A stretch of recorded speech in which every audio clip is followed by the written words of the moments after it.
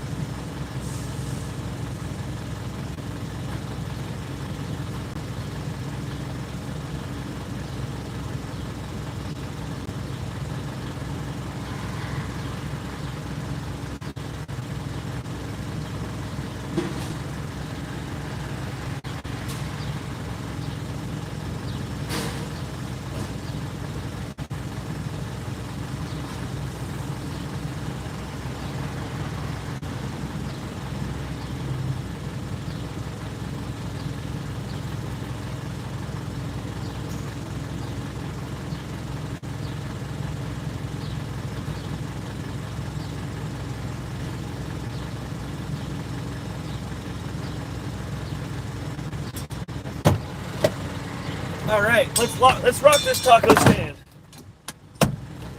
Y'all nerds ready to get on the road? Yeah! Let's do this.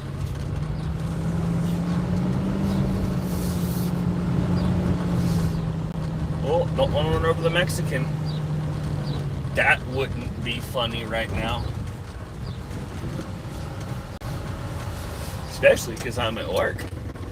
That would suck. Gotta go! Get out of my way! There we go, on the road again. Yeah!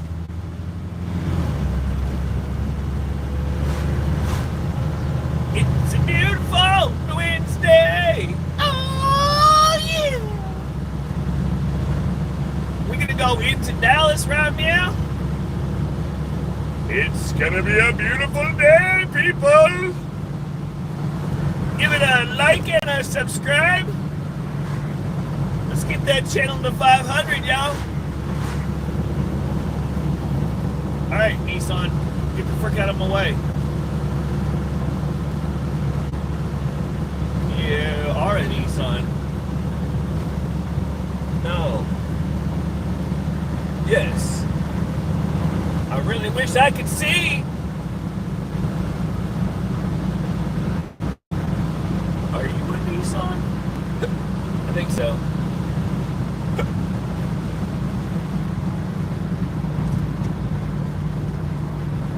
Yeah, you're a Nissan. Nissan Road.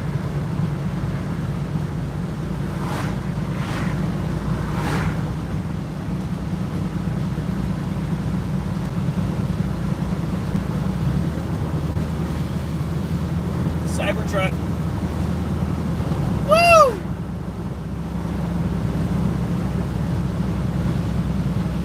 Yeah! Fireworks.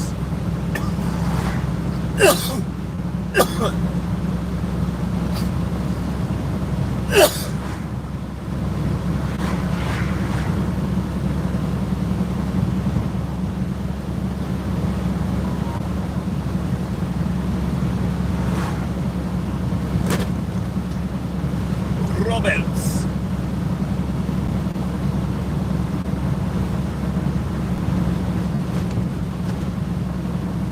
Don't do it, Chucky, truck.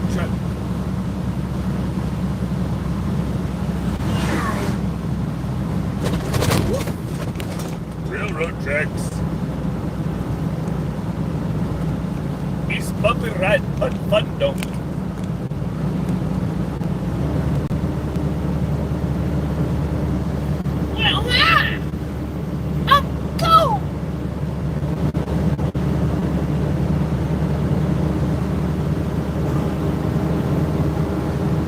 Dun, Texas.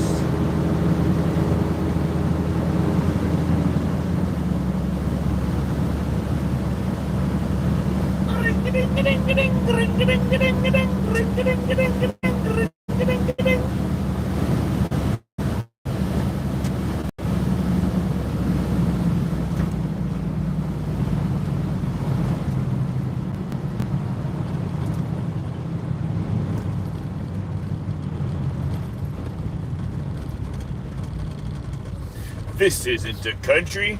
This is a loosely stitched together patchwork of strip malls.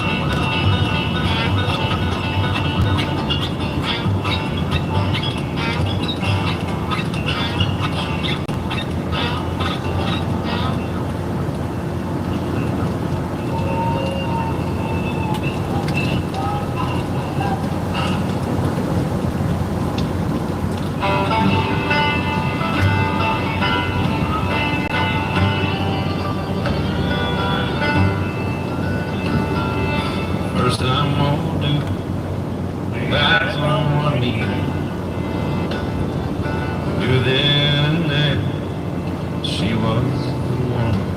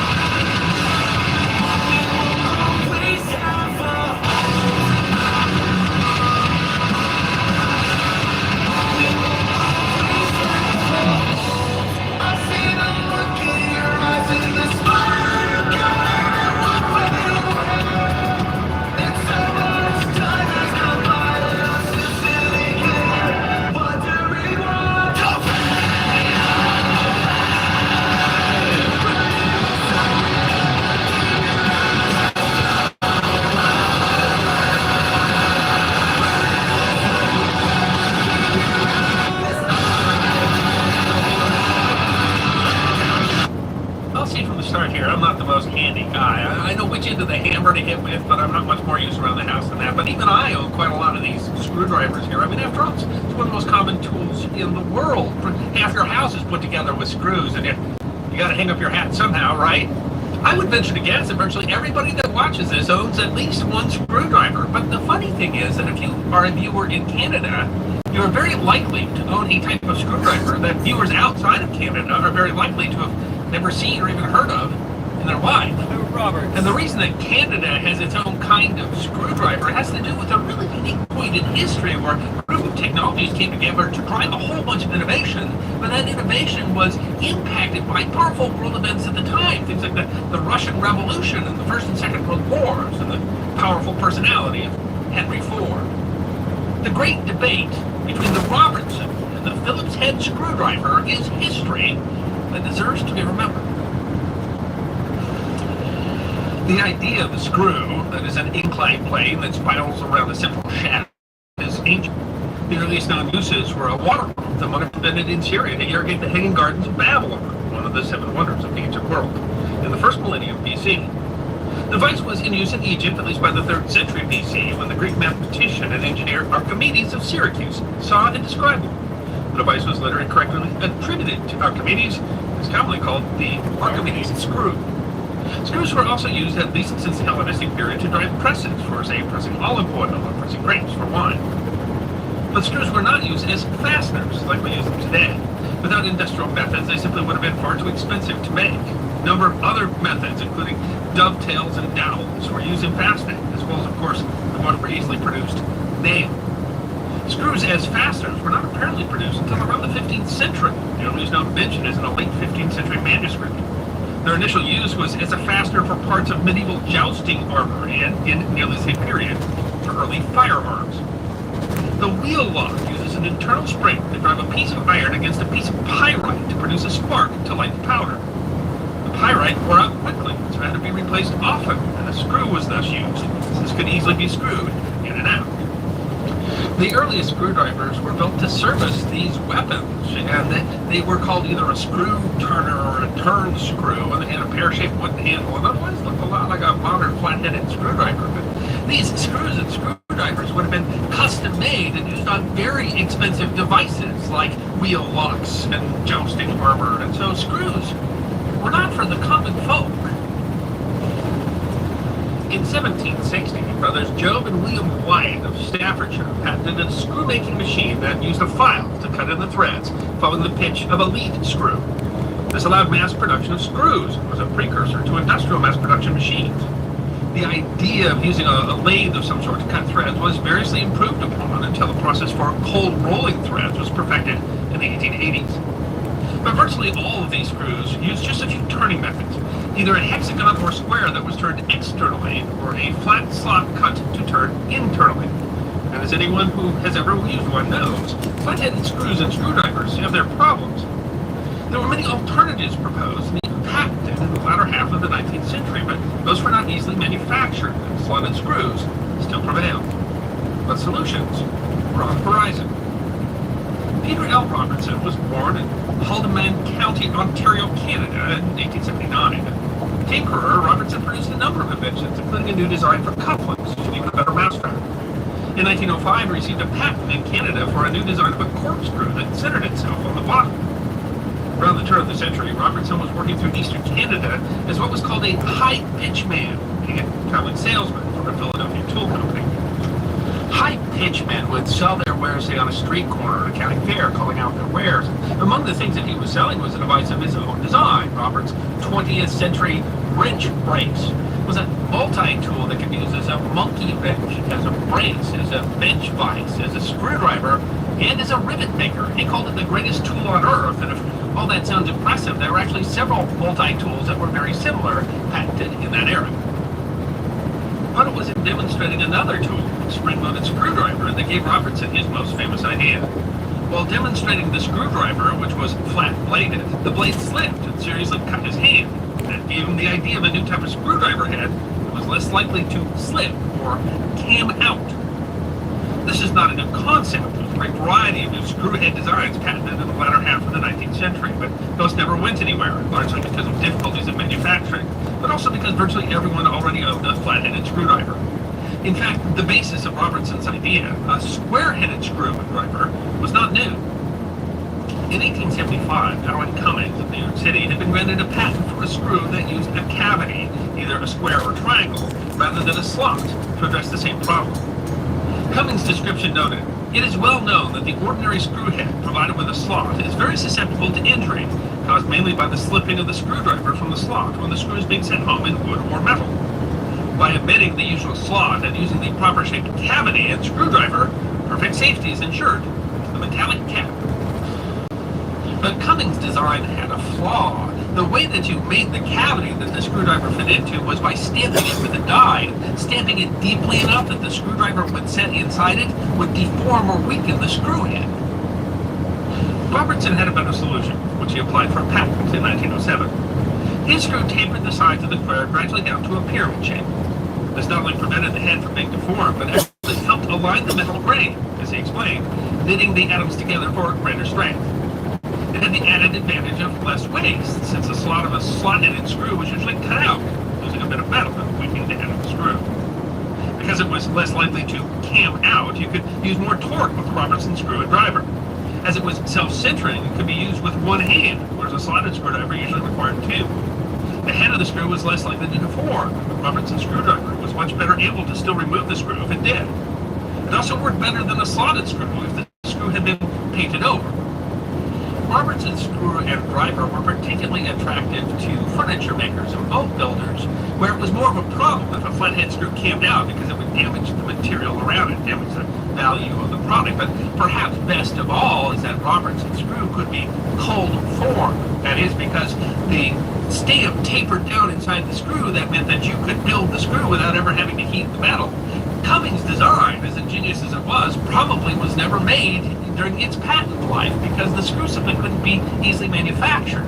But Robertson's design could be cheaply manufactured in the millions. calling his invention the biggest little invention of the 20th century so far, Robertson gained enough investors to open the P.L. Robertson Manufacturing Company Limited in 1908. He built a factory in Milton, Ontario, which gave him tax breaks and a $10,000 loan. The patent was approved February 1909, and by then the company was already filling orders. Robertson was just 30 years old. While the Robertson Company described the initial years as hard, with local competitors even challenging their patent, the Robertson screw slowly gained adherence among boat builders and furniture makers. In 1913, Fisher Auto Body opened a factory in Walkerville, Ontario, making wooden parts for the Ford Model T. The Robertson screw offered a great advantage for manufacturing. Fisher became one of Robertson's largest customers, using some 700 screws per body. Robertson later designed a screw for metal to use on the all-metal body. Having been awarded international patents, Robertson saw the opportunity to expand abroad, so he went to Gillingham, England, and established a company called the Recess Screw Company. He marketed to British industry using the slogan, "The screw that grips the driver." But his real plan was to manufacture screws in England, but sell them in Germany and Russia. In the First World War, the First Revolution, always driving safely.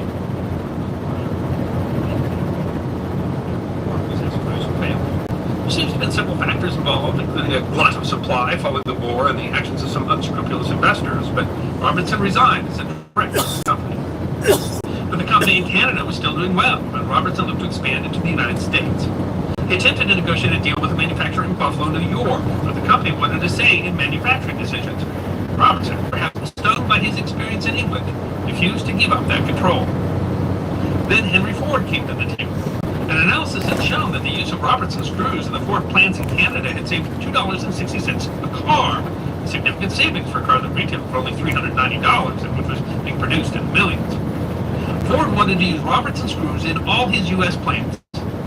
But Ford wanted to say in production and an exclusive contract, and Robertson stubbornly refused to give up that control. When the deal fell through, Robertson not only did not get the contract for the American Ford plants, but lost the contracts in Canada, almost a third of his business. After 3 failed tries, Robertson decided to never try to license his screws it's not outside Afghanistan. of Canada again, but his marketing skills made If this was Afghanistan, I'd have to worry about IEDs. This is America. We just got to worry about idiots.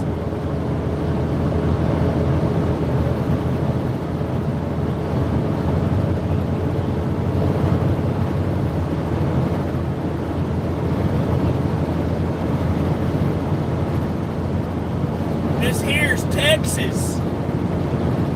Well, we love our guns, our cattle, and our freedom. Woo!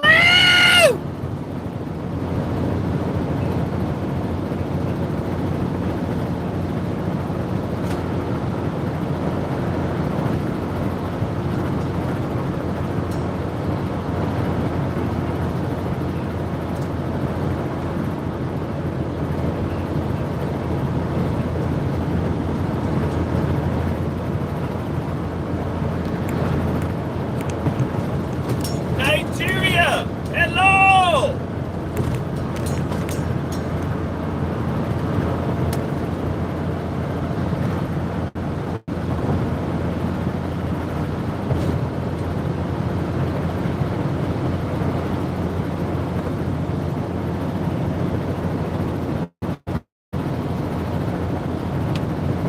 I see cherries and berries. Oh, those are oranges and berries.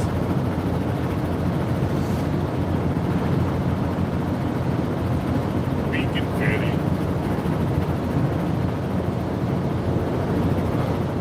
not intended to manufacture screws, but to license the patents to manufacture and collect royalties. Not surprisingly, with new invention, Phillips got a lot of rejections from companies who told the idea lacked promise for commercial success. But eventually Phillips convinced Eugene E. Clark of the American Screw Company of Providence, Rhode Island to manufacture the design. By 1934, the screw was available for consumers. While the tendency to cam out could be troublesome for anyone driving screws, it was a particular problem for manufacturing, which even at that time was using power tools. Phillips' later patents application seemed to have recognized the advantage. A 1934 application said, failure of the slotted screw to retain the blade driver, especially in power-driven operations, is is not only dangerous to the operator, but is likewise always injurious to the work. It was clear what market he saw for his design. In 1936, General Motors was invited to test the design. The Phillips head screw first went into use at GM, making the 1936 Cadillac. The advantages for industries large and small was obvious. Customers raved about the amount of work time saved. Within just a few years, virtually all U.S. automakers, including Ford, were using Phillips head screws. The airplane manufacturing and railroad industry likewise switched. By 1939, 20 companies had licenses to produce Phillips head screws. By 1940, 85% of U.S. screw manufacturers had a license for the design, and the company grossed more than $1.3 million adjusted dollars. While the Second World War limited foreign licenses, it established the Phillips head screw as an industry standard among wartime manufacturers. The hundreds of thousands of planes and motor vehicles built by the U.S. during the war were largely screwed together using Phillips head screws. By the time Phillips patents expired in the 1960s, there were more than 160 domestic licensees, and half again that number of foreign licenses. While Robertson had Canada, Phillips screws are, by industry estimates, by far the most popular type of screw everywhere else in the world. It's always fun starting a YouTube video when you just know it's going to upset a lot of people. Today we're talking about how to become an electrician and why any community college or tech school or trade school that tries to get you to go to their program for 2 years to get a certificate or a diploma so that you can become an electrician is more or less a scam. What do you mean? What do you mean? And just so we're clear, I am a journeyman electrician. I have been for the past 5 years. The 5 years before that, I was a helper and an apprentice, so I've been doing this for 10 years. Since starting this whole YouTube thing I got going on, I've gotten thousands of emails from high school kids that want to figure out how to become an electrician and veterans that are leaving the military that want to transition over into the electrical field. And this is everything I tell them and everything I wish somebody told me when I was first trying to figure out how to become an electrician. Because if you get on the internet and Google how to become an electrician, it's very confusing. There's like 1,000 different answers. Most of them are wrong, and half of them are trying to sell you something that you need to pay thousands of dollars to get that you don't actually need. And just so we're clear, I have no horse in this race, right? We're going to play an ad here in a second. That's how I make my money. Once that ad plays, I've made all the money I'm going to make off this video. Unlike most, if not all the other YouTube videos on this topic, I am not an instructor at a school that I'm trying to get you to go to. I don't have an online course that I've made to teach you how to do this job. I don't have anything to sell you. I'm just trying to tell you the truth. So let's play this ad so I can make my money, and then I'll tell you everything. Nicholas, Yes? you've been so good this year. You should go buy yourself something nice. These magic beans? Yes. Okay, what am I supposed to buy? Something to feed the whole family. You want me to go buy a grill for Father's Day with magic beans so I can cook you food? Yes. Fine. 6.5 hours later. Careful. Careful. Alright, something on this? I don't give a shit. What the hell is this? You told me to get something for Father's Day. Is this thing gonna cook any meat? It'll cook something. All right, here's the deal. When people say, I want to be an electrician, what they're actually saying is, I want to be a journeyman or a master I'm electrician. not doing that. The only way to do that is to graduate from an apprenticeship program and then take the state exam and pass it. At that point, you become a journeyman. Then, typically, after you've worked as 1 year for a journeyman, you are eligible to go and take another state exam that's harder to get your master's license. That's it. That's everything. Anything outside of that is unnecessary and probably a waste of money. There is no trade school or college program that you can go to for 2 years and get a diploma or a certificate and be qualified to take the state journeyman's exam. It's not allowed. This varies slightly from state to state, but I'm going to talk about the state of Iowa. It's very similar everywhere else. To graduate an apprenticeship program, you have to have 8,000 hours of on-the-job training, meaning you just have to go to work as an electrician's apprentice for 8,000 hours, which is about 4 years of working 40 hours a week. In addition to that, you need 800 hours of classroom time, and you have to pass a bunch of tests. Now, that classroom time varies from apprenticeship program to apprenticeship program, but typically it's either going to be night classes a couple nights a week for the 4 years, or in my particular case, my boss would just give us a week off and we would go to this school and we would have classes for 8 hours a day, Monday through Friday, and we did that 4 or 5 times a year for the 4 years that I was in. Those classes are paid for by the contractor. If you're in a union apprenticeship, the union has their own schools, and if you're in a non-union apprenticeship, typically the state runs an apprenticeship program. Your contractor pays the state to be able to send you to the school. People argue and get in a big pissing match about which one's better. At the end of the day, they both give you the exact same journeyman's license. But if you go to college first, you get all the classroom stuff out of the way.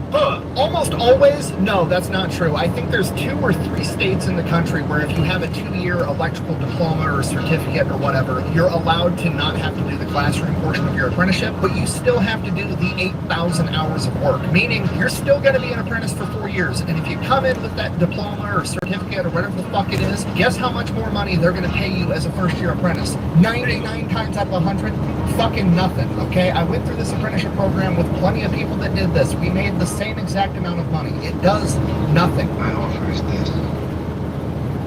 Nothing. And that is why it's kind of a scam, right? When you go to, I don't know, nursing school, you graduate nursing school, you're automatically allowed to go take the state exam and get your RN license. You can't do that with an electrician. You go and you get their diploma that says you know what the fuck you're doing. Cool. You're still going to go be an apprentice for 4 years, and you paid for 2 years of school. My friend. Very Your contractor good. pay for it for you. And that's if you're in one of the 3 states that allows that. Almost all the states still require you to go through the 800 hours of the apprenticeship classroom time. So you can literally go to college for 2 years, pay a bunch of money, get your little diploma. Congratulations, you're still sitting through 800 hours of classroom time for your apprenticeship. And anybody that says otherwise either A, fell for the scam and doesn't want to admit it, or B, they have some financial incentive, like they're an instructor at one of these schools and they want to keep their own gravy train running in so they don't have to go back and work in the field and they can sit in their nice office with air conditioning all day long. I'm going to say it again and slower so it really sinks in. Going to college to become an electrician is not necessary in any of the 50 states in the United States of America, and very, very rarely is it even beneficial. To put this into perspective, if we take 2 18-year-old high school kids that just graduated, one of them chooses to go into a 2-year community program to be an electrician, and the other one just calls every contractor in town, asks for a job as a helper, and starts working the next day. What's going to end up happening is that helper, within 6 months to a year, is going to get offered the opportunity to join the apprenticeship program, and he's going to start a year before the other guy. Assuming everything goes well, he is then going to turn out, become a journeyman electrician a year before the other guy, make more money faster, and not have $12,000 of student debt to pay off because he got a 2-year diploma. But that guy with the 2-year diploma is more likely to get hired as an apprentice in the first place. Maybe, but also This not is really. I know I-35 near contractors Dallas. that actively avoid hiring people that go through these programs because these programs tell these kids, oh, as soon as you graduate our program, you're going to be hired as a journeyman electrician and you're going to be making $35 an hour, $100,000 a year, whatever. And it's not true. So then they show up at work, they have a bad attitude, and they already think they know everything. They actively avoid hiring these people for that reason. Because again, in reality, these programs count for nothing. You can graduate this program, congratulations, great job, I hope you had fun, hope it was worth it.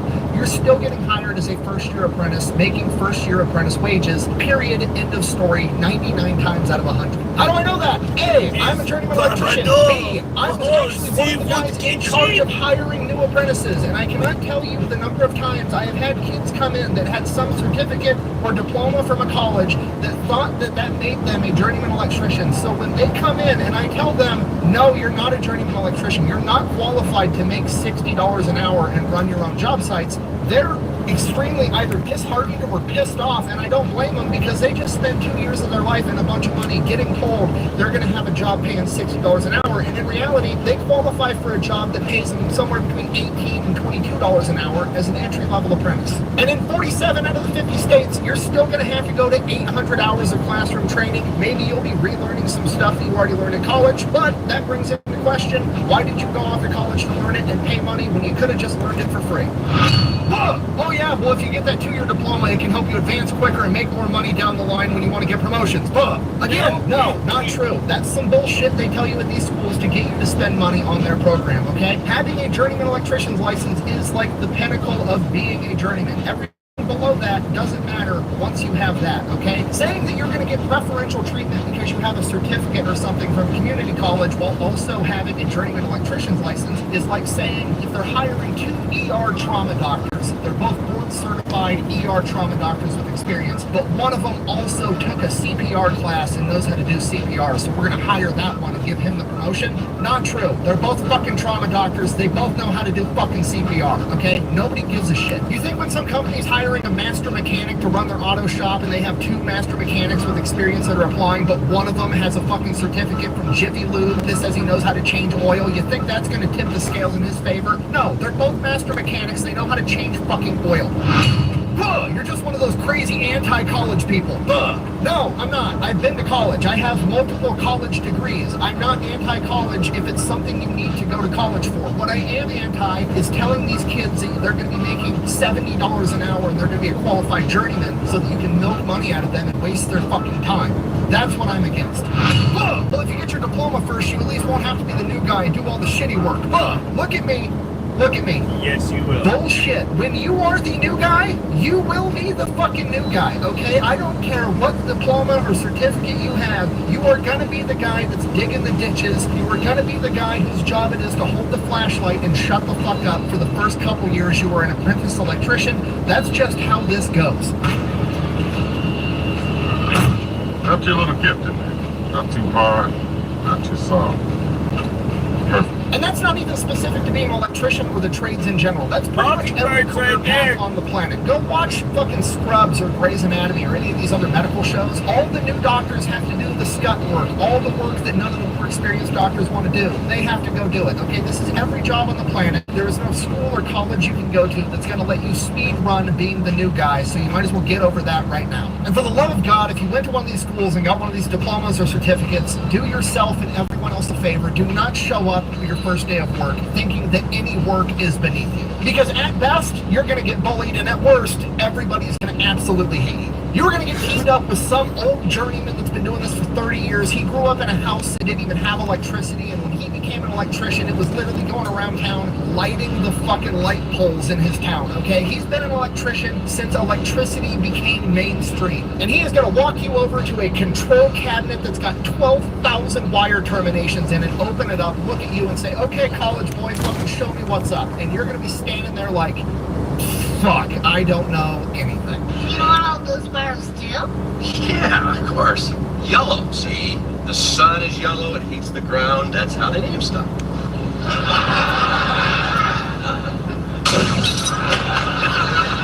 Was that car right? And you know what? That's completely okay because you are a first-year apprentice. You just have to understand that you don't know anything so that you can learn. So hopefully by now you understand that if you want to be an electrician, you do not need to go to some college program for 2 years to get that diploma. So the next question is, how the fuck do you get into an apprenticeship? This is going to sound like some boomer back in my day bullshit, but it's literally what I did 10 years ago. If you decide you want to be an electrician, call every contractor in town, ask for a job as a helper, say you'd like to work your way into being an apprentice. You'll probably have a job by the end of today, if not by the end of the week. And if you can show up on time, have a good attitude, and not be completely stupid, you will have a leg up in the hiring process when that apprenticeship slot opens up, because the company already knows you. They know you can show up on time. They know you work hard. They probably already like you. You're already one of the boys. In that situation, do you think your boss, when he's picking his next apprentice, is going to pick some dude that came from a community college that has expectations that he can't meet as an employer? Or do you think he's just going to give it to the guy that he already knows and trusts? He gives it to the guy he already knows and trusts. I'll give you the answer. The next question I get asked every single time, is this true for all other trade schools? I don't want to be an electrician. I want to be a welder or a plumber or whatever the fuck. An honest answer, I don't know. I'm not a journeyman in all other trades, so I can't tell you. My best piece of advice would be to get a hold of a journeyman that is in that trade and ask them. They'll give you a really good idea. How do you get a hold of one of these journeymen? Super simple. If you want to be a plumber, look up plumbing shops in your area, find the one that's got good reviews, call them and say, hey, I'm a senior in high school and I'm doing a high school project because I think I want to be a plumber. Would it be possible for me to interview one of your best journeymen or best foremen or best superintendents for 5 minutes so I could ask them some questions? They will almost guaranteed help you out, get you in contact with that person, and then you can have that conversation. It's that simple. Now, that being said, all the trades kind of work with each other. I've worked with plumbers, HVAC guys, welders. I've worked around and with everybody. Generally speaking, from what I've gathered, from what I've heard, again, not gospel, just what I've heard from other people, heating and cooling and HVAC are both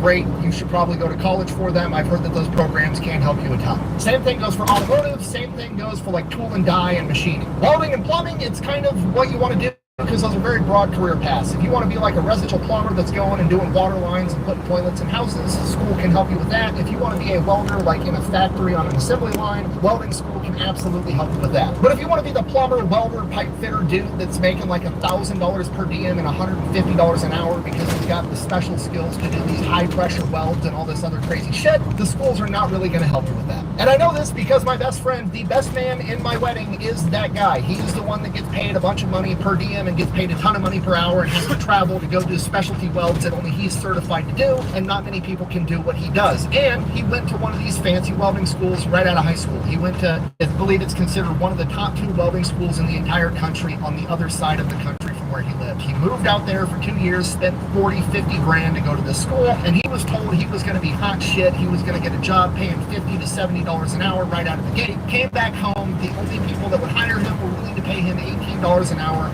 to do welds on a factory line. He worked that job for a couple of years, and then he decided he was going to apply to be an apprentice with the plumbing union so that he could get his journeyman's license. And guess what? He got hired as a first-year apprentice. Guess how much money he made? First-year apprentice pay, the same exact amount of money that people with literally no experience that just got out of high school were also making. He said that there was absolutely nothing he learned at this tech school that was not covered by his apprenticeship over the course of that 4 years, and if he could go back and do it all over again, he would have just joined the apprenticeship right out of high school, saved himself $40,000, $50,000 and 4 years of his time. But that's anecdotal evidence. I am not a journeyman welder or pipe fitter or plumber. I would double check with somebody that is. Now, the next question you're going to ask, because this also gets very confusing, is should I be union or non-union electrician? Full transparency, I was a union electrician my entire career. Why did I end up going that route? Very simply because they were the first company that hired me and they happened to be union. Now, this is going to piss off everybody because people have very, very strong opinions about whether or not you should or shouldn't be union. Whatever, you can have those opinions. I'm speaking to the 18-year-old kid that doesn't know anything. Deciding that right now is not like a life-altering fate decision, okay? I've met people that started in the non-union apprenticeship, got mad at their contractor, quit, and then joined the union apprenticeship and went on to become union journeymen. I know people that have flunked out of the union apprenticeship program, not because they were stupid or dumb or couldn't hack it, but because they had some own personal life issues going on and they ended up losing their job in the union. They went to a non-union shop, continued their apprenticeship, and they became a non-union journeyman. I've met shitty union electricians that I wouldn't trust to wire my house, and I've met union electricians that I've seen frequently have to correct electrical engineers, and they're absolutely brilliant, and I can say the same exact thing about non-union shops. Being union or non-union is not going to be the determining factor on whether or not you're going to be a good electrician. You are that determining factor. You talking to me? You're talking to me? You talking to me? The only caveat I'll throw in is if you join the union apprenticeship with a union contractor, it's going to be squared away. You're going to have a very clear path of how to get your journeyman's license. And you will have the same exact thing with, I hope, the majority and the significant amount of non-union shops. However, because non-union shops are less regulated, there is the potential for some contractors to be shitty and not get you the right training with the state accredited program in a timely fashion. So if you're going non-union, which is completely fine, just make sure it's with a good non-union contractor that's going to get you going to the actual state accredited apprenticeship classes. Again, full transparency, I didn't want to make this video. It's not my normal jam. It's not some funny internet business, and it's not some history with a war hero or whatever. That's usually what I do here on YouTube. But I did want to answer these kids' questions. So originally, I just made a social media post over on X or Twitter or whatever the fuck you want to call it, explaining this, and the amount of backlash I got from people that have no idea what the fuck they're talking about was insane. So we're just going to go over and read some of the tweets, and we'll actually see how correct they are. Again, just for context, my tweet essentially said that trade schools to become an electrician are essentially a scam because they're not required in any of the 50 states, and you can just get paid while you learn and have your contractor pay for your actual in-classroom experience, and you should just attempt to do that instead. And here are some of the comments that I received. Quote, fuck basic training, let's just grab a rifle and head off to war. No, fuckhead, the apprenticeship is the basic training. Do you understand that? Going to a tech school for 2 years before entering your apprenticeship is akin to going to a community college for 2 years to get a certificate or diploma in being a soldier before you ship off to basic training. It's fucking dumb and unneeded. From Anonymous, buddy, it's not about what you learn. If 2 people apply for a job and one can show a degree and the other can't, guess who gets the job? You live in a country where people are showing college degrees to flip burgers at fucking McDonald's. Saying it's not about what you learn in reference to to going to college and getting an education is the dumbest fucking thing I have ever heard in my entire life. And this attitude of, it doesn't matter if I learn anything as long as I've got a piece of paper that says I know something, is the reason that nobody gives a fuck about college degrees in the trades in the first place. Congratulations, you're part of the problem. I'm an idiot! You're an idiot! The problem with going down this path is a lot of people can't afford to do an unpaid apprenticeship. It's not an unpaid apprenticeship. There is no such thing as an unpaid trades apprenticeship. It doesn't fucking exist. It might have back in the fucking 1800s, but it doesn't right now, okay? I can't speak for every local or every sector of the country, but in Iowa, if you are a first-year apprentice in a smaller town that's the lower paid, our first-year apprentices are making, like, I believe $20 an hour day one with health care coverage and retirement benefits. It's not an unpaid apprenticeship. And then every year of the 4-year apprenticeship that you complete, you get a raise, and then once you get your journeyman's license, you get a big raise and you're making like $60 an hour. Quote, or hear me out, you attend and graduate your chosen grade and then enter at top position with top pay. What a dumbass take. No, fuck stick, that's not how that works. You are not going to graduate from a community college and get a journeyman's license and get top pay or anything else. You are qualified to be a first-year apprentice, and that's fucking it. You will get paid first apprenticeship wages just like everybody else that has no experience whatsoever.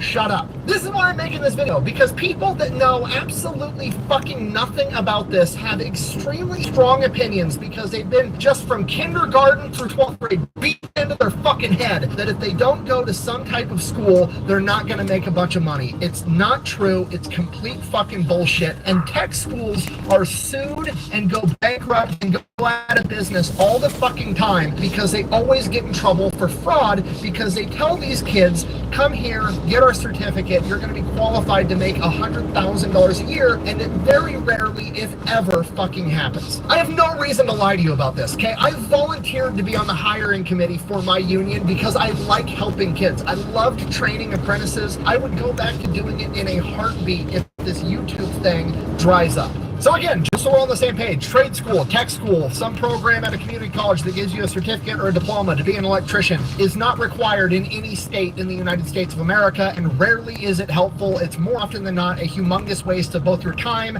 and your money. Trying to help you. The only people that I would recommend them to are high school kids that are graduating and know they want to go into trades, but they also want to go get a college experience and party and drink with their friends, and they want to learn something applicable to that, and they just have an understanding of they're not going to be hot shit just because they graduated.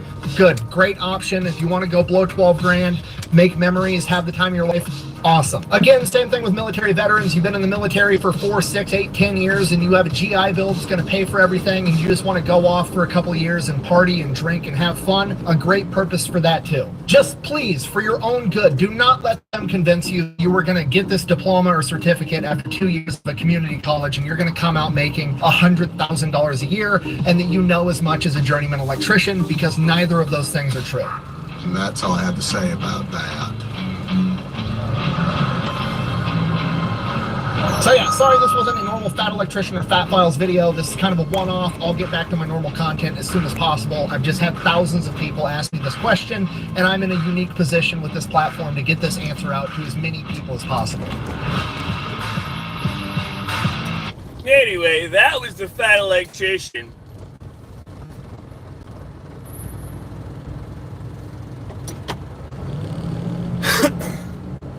Yeah, I never went to I never went to college. If you're gonna do anything, go to CDL school. If you're gonna go to any kind of college, any kind of trade school, go to CDL school. Go over the road for a few years. You get to see the world. Not the world necessarily, but you get to see America. You'll see every walk of life in America. And you get paid for it. It is the best option you can do. Plus, there is a shortage of truckers. We need good people to drive trucks these days. We need meat and seats. You ain't got to dedicate 30 years of your life to it. Dedicate 5. It's a career that you will never, ever have to worry about. It's recession-proof. There's always a job if you have a CDL.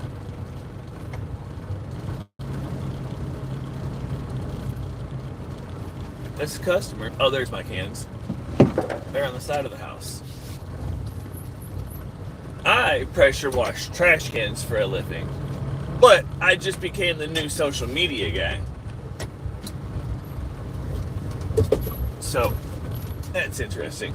Really, dude? You're gonna walk behind me.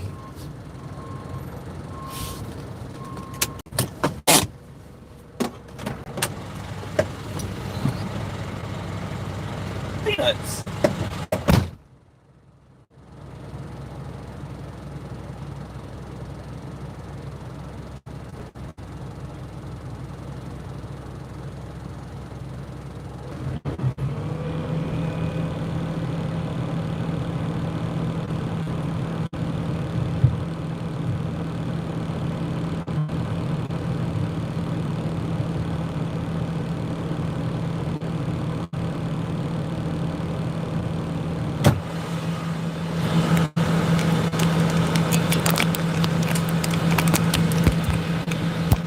Come with me, retards.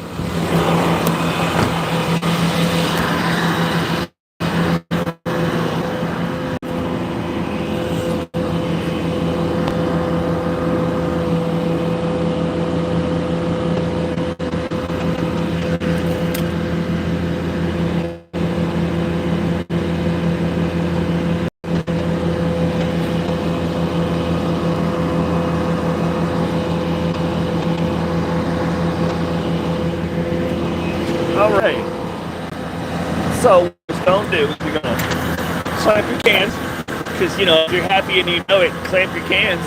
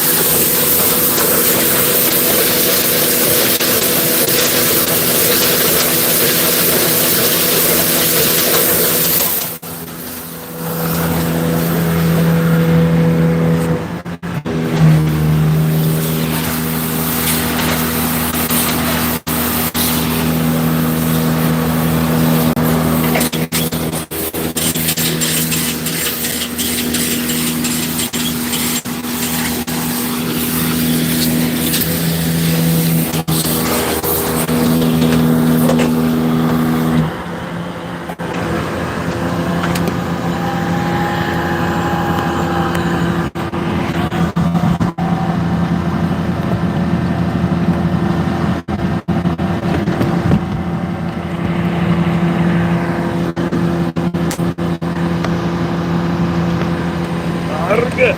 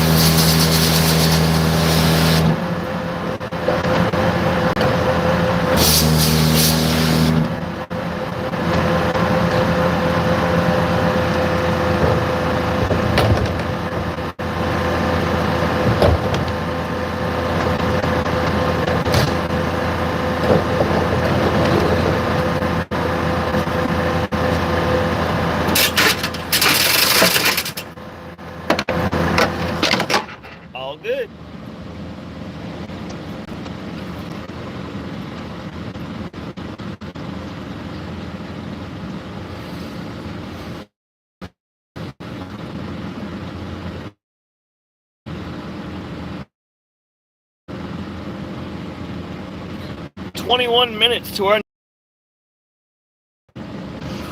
Which means... Because we can't be driving for that with 20 minutes. That would be bad. But, look at them cans. Oh, look at that. Sparkly clean. And then we take this here, smell good stuff, and we just spritz the lid, spritz the can, you know, make it smell good, not smell like a butthole, because nobody likes a dirty trash can. Cool part about that, not that many people know this job exists. Sign up today and we'll get you clean.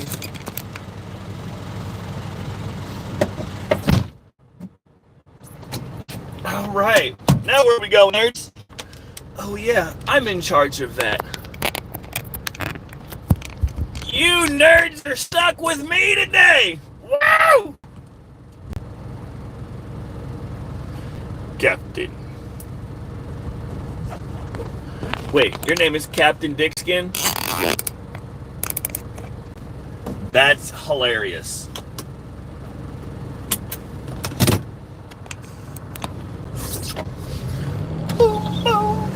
Oh no, I never picked up cigarettes today. Looks like I'm gonna have to quit today. I got my vape with me. Well, that's good. I ain't got no cigarettes. What? Oh no.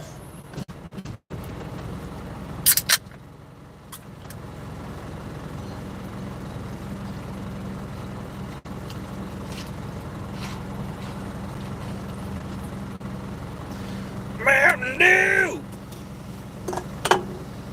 It's Mountain Dew time. Green light voted me? Yeah! Going. Go on the road! Crackhead! Mexican.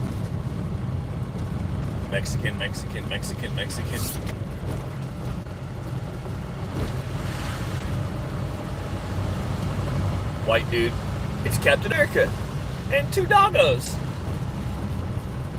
Hi, doggos. I like the doggos. They're very fluffy. Trees. Oh, in case I didn't tell you, I was driving a 16-foot box truck. Essentially. Cab over Isuzu.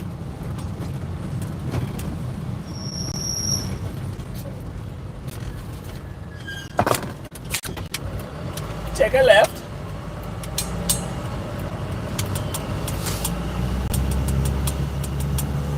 I don't know what to put on my TV next.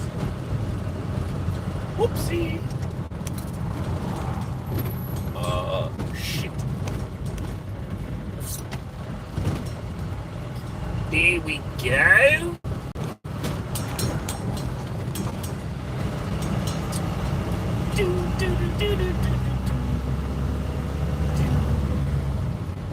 What are we learning about today?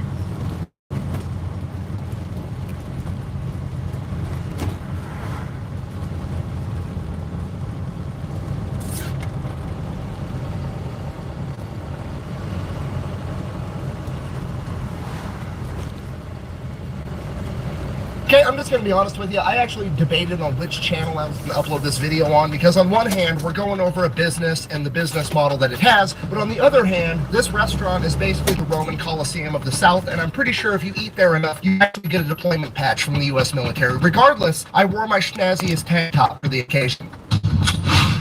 Today we're talking about Waffle House. Okay, just to be completely clear with everybody, I was pretty sure I was not going to get caught off guard because Waffle House is already absolutely crazy. I started looking into it and then found out that Waffle House is somehow connected to the Manhattan Project from World War II. So, Yeah, but that might be true, Michael. But there's more calories in gasoline. That's the radio. There's more calories in gasoline than there is in regular food. Pound for pound, there's more calories in the gasoline.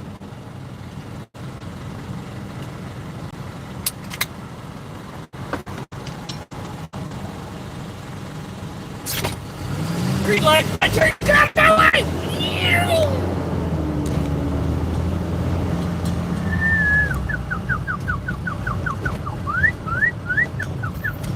Rainbow Drive. Wait a second. I've raced on this road before when I was a kid. It's Rainbow Road. I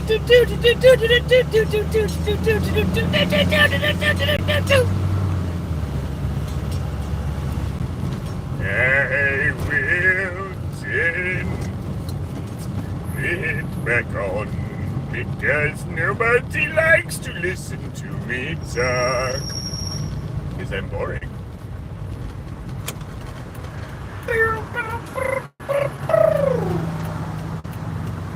Let's learn about Waffle House. They managed to actually surprise me, and we're going to get to it right afterwards from our sponsor. Yeah, Ben, what's up? Hey, I need a boombox. Okay, I can go get you one. Perfect. Alright, I'll go get it now. That's the bar, and immediately gets drafted in 19... Waffle House begins with a gentleman by the name of Tom Faulkner. This man graduated from law school at 23 years old, passed the bar, and immediately gets drafted in 1940 in the days leading up to World War II. Because he graduated from college, he's presented with two different options. He can A, go straight into officer training, How and about a 3-year commitment, no? or he can just be a normal draft. You can't and go pay in me as a enough enlisted to soldier, lose and my that's a 1-year license. commitment. Now you got to remember, at this point in time, like 1940, while World War II is currently going, America's not involved yet. The attack on Pearl Harbor has not happened. And prior to the attack on Pearl Harbor, the American people did not want to go to war. Because of that, Tom Faulkner figures, hey, we're not actually going off to war. I don't want to waste 3 years of my time just being in the military, not actually, fighting a war or whatever. So he chooses to be a draftee. Goes into the military as an enlisted soldier, E1, private. From there, goes off to basic training. As soon as he gets to basic training, the attack on Pearl Harbor ends up happening. America enters the war. He immediately opts to go into OCS training and commits for 3 years. After he completes the officer training course, he actually gets slotted to be a counterintelligence officer where he does, and I quote, a lot of top secret stuff. You see, my identity must remain mysterious and my mission secret. I cannot reveal it to you. You can actually tell in the That's interviews that not he gave good. later on in his life, like in his 70s, 80s, and 90s, that he's still not sure what he is and what he isn't allowed to talk about. But he did end up telling us that basically it was his job to try to sneak onto military bases, not as military personnel. So he would basically Where's my disguise sonny's himself at? as like a painter or a carpenter or whatever, and try to infiltrate the U.S. military base to expose weaknesses within the system to help counteract enemy spies. So he does it for a couple of years, and then one day he ends up getting orders like, hey, you're going to Knoxville, Tennessee. And he's like, okay, for what? And they're like, don't fucking worry about it, just show up. So he shows up in Tennessee, and he's given his orders, and those orders, I'm paraphrasing here, but they're essentially, hey, here's your partner, you two are going to hop in that truck, and you are going to drive it from Knoxville, Tennessee to Los Alamos, New Mexico. You guys are going to dress in plain clothes. You're not going to look at what's inside the truck. You're not going to talk about what's inside the truck. You're going to take this map and take that exact route. This route avoids every major city and every major highway. You are going to drive straight there 53 hours straight, taking turns sleeping in the passenger seat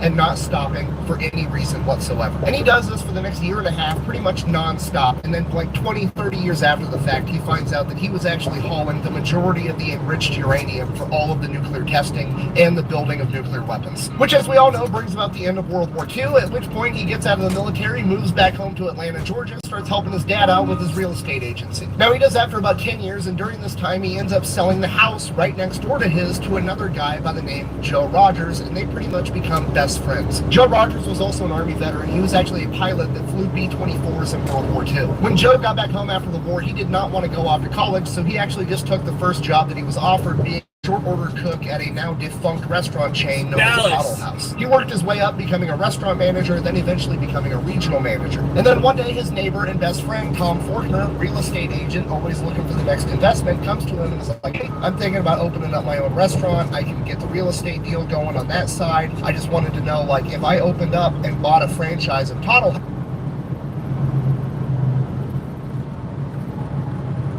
Hey.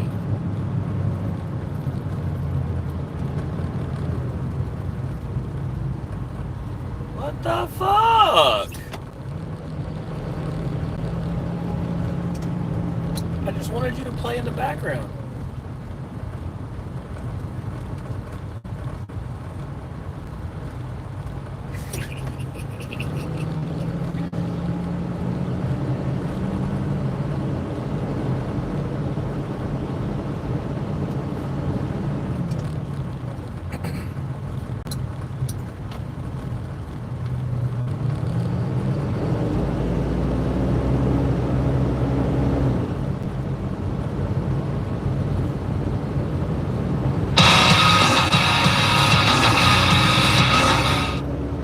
Look at it. Look at it, guys. It's popping. Oh, that's so crazy, man. What are you guys up to? This video's kind of like made for itself. I'm wondering where the heck HLC is going We're with this. going in a tunnel! Oh, we shot a beam of electricity 5.3 miles that carried 800 watts, and we're cooking popcorn with it. We were gonna cook a hamster. Okay, yeah, that checks out. Carry on. Seriously, like a toddler with a credit card. Why on earth are you trying to beam electricity? Like the old saying goes, I just be building shit. And I'm sure, like, down the road it'll have some military use, but for right now it's just really cool that I'm able to do that. We were gonna, like, microwave a hamster or something, but we figured the optics on that wouldn't be as good. Plus, we can eat the popcorn. I don't know how it's going to be useful, but I feel like down the road I'm going to be thankful you did it. And I can't believe I'm saying that. I mean, I'm also doing useful stuff. Like I successfully fired an unmanned underwater vehicle 3 times out of one of my submarines. And then it captured the UUV again through the same torpedo tube. It's kind of cool. So let me get this straight. The Navy 30 fired something long, cylindrical, and hard out of a boat, and then later that went right back into the boat. I want to know, do you think the submarine like took a big breath as it was re-entering? Anybody ever tell you you're a fucking asshole? Daily. When it doesn't happen, I actually get all in my feels like I'm not really doing my part. Yeah, so anyways, Iran! Have you considered my deal? You know, just wondering. America, after careful consideration from the nation of Iran, as well as the Ayatollah Khamenei, given that you are backing the Zionist regime that is currently attacking us, my answer will be a resounding no. Will be a resounding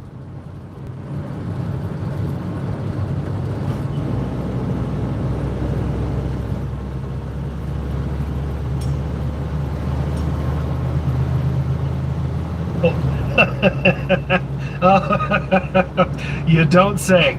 Oh, that's just unfortunate. You done messed up, Iran! Well, given this new turn of events and these circumstances, I'll have to maybe apply some more pressure to convince you that this isn't the way. I'm just gonna send some B-2s over to Guam. Oh my god! For the record. Oh my god, I found him! That's the guy! That's the guy from all my math problems in school!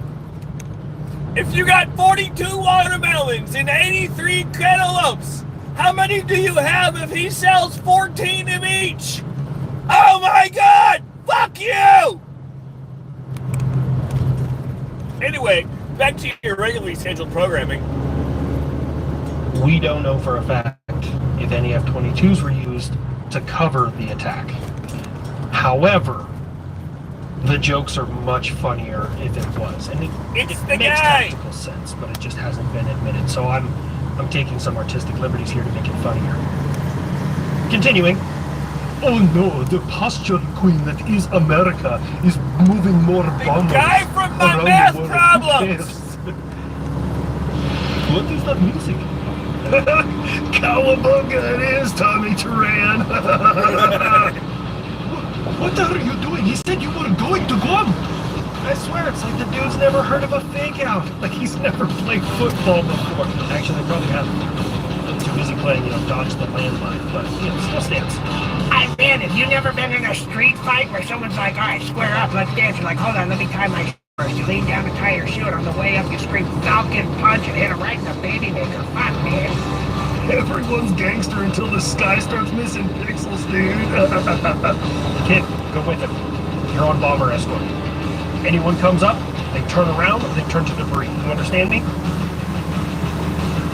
What's on fire? The only downside of dropping these massive ordnance penetrators is I don't get to see the people go all exploding. It's all underground. Kinda anticlimactic, dudes. What's that on radar? Oh, it's a cloud. Okay. What's that? Oh, it's a bird. Does that count? Are pigeons considered an intercept? I'm so fucking hungry. I need blood for the blood god. Where are they? Somebody tell me you can see them and shoot them down. This will not stand. This is boring as shit. Tell me something is coming up. A guy who blew himself up. A crop duster. I'm doing a hot air balloon. Fuck. Oh, hey, Uncle Sam waiting until the kid had nothing to shoot at after they'd already been wiped out by Iran. By Israel. That's fucking low, man. That kid one day is going to just fucking snap. To be fair, there is absolutely no way that I could have known that they didn't have the aircraft left. I tried. Hello? You get a cruise missile. You get a cruise missile. Everybody gets a fucking cruise missile. Iran, do you want to negotiate now? No. I will retaliate. You've done nothing. You've made some fancy bombs that have not reduced my ability to build a nuclear nuclear power. I will retaliate. Send them up, I'll fucking wait. No, kid. It's You're on about bomber to get escort. The real bombers are done with their mission. proportional You up go in with here. them. Why don't you just shove a leash up my ass? America, you have attacked my ally. I will begin attacking your ships when they get near me ever again. On today's list of bad ideas, I put that at the top, dude. Come on, let me go on over there, Uncle Sam. I'll make some glass in Yemen, and then I'll turn it into a bong, and I'll sell it to the B-2. Oh, damn. That's better than banana bread at work, dude. Hell yeah. I'm not really too worried about them.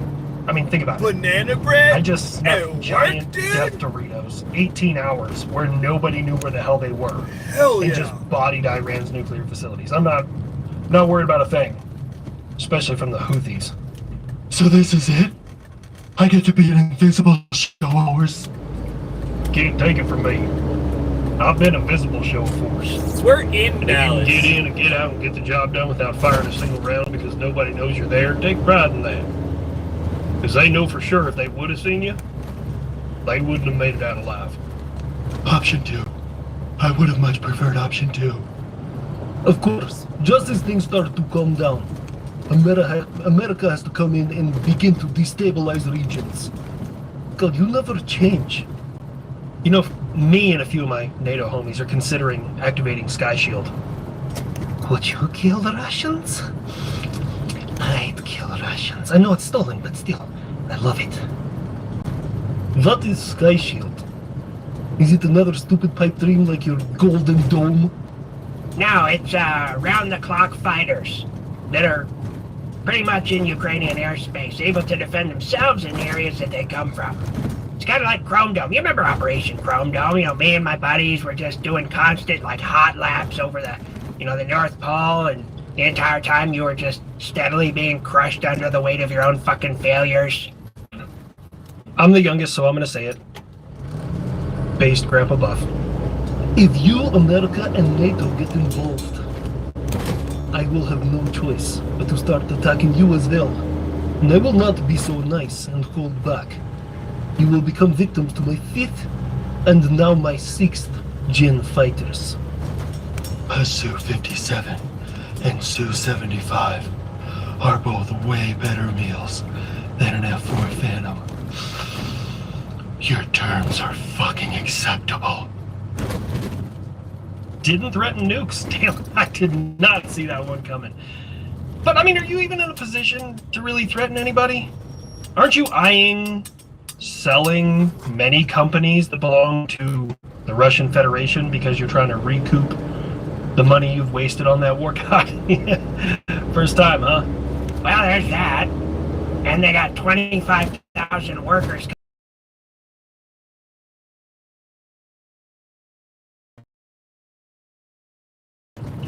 Look at satellite images of North and South Korea at night. Tell me which one you think that is.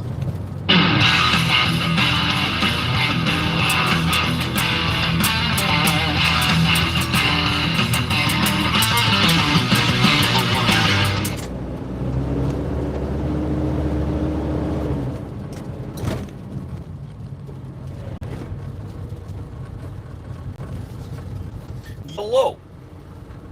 Why can't see HD? Because I'm not recording in HD.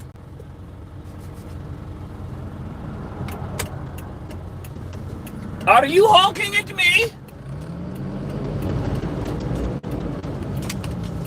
Don't yell at me, honky.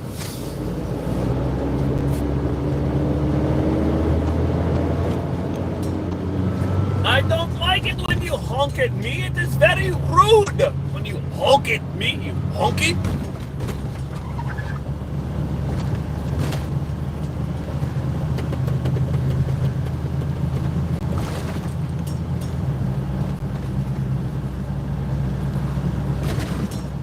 Where's Dallas?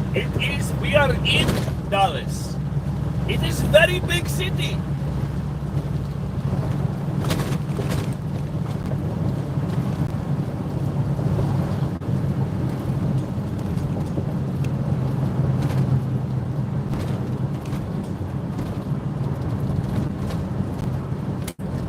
Out of my way, Camaro.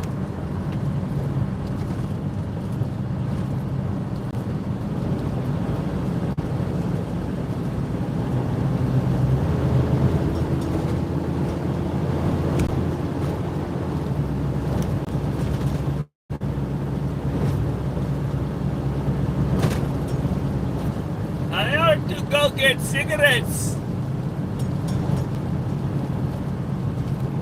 I don't trust this neighborhood though. It is very sketchy.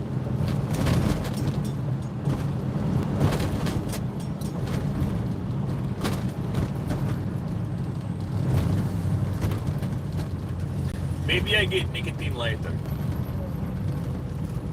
Maybe a good idea to get it later, you know? It's not so smart to go out here and leave shit recording.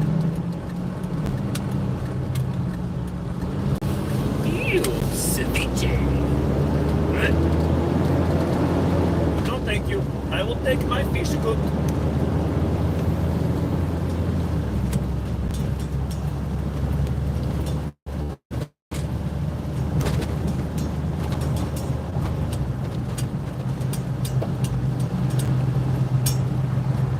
Overlook Drive. Dr. Anthony E. Sharp the first.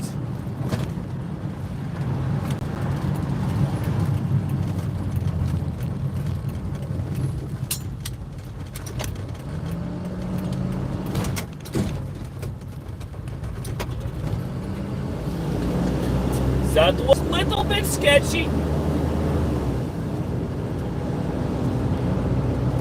Just a little bit, you know, not too much, just a little bit.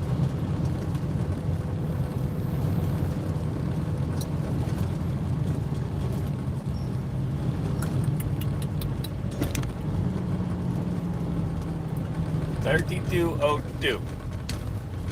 Right.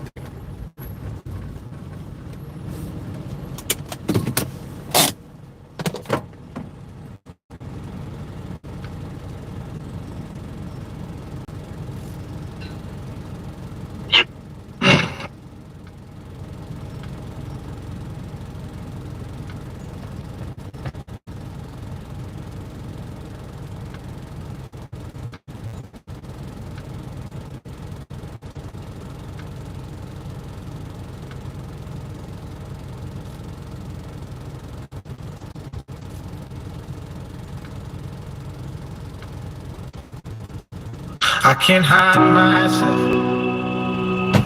I don't expect you to understand. I just hope.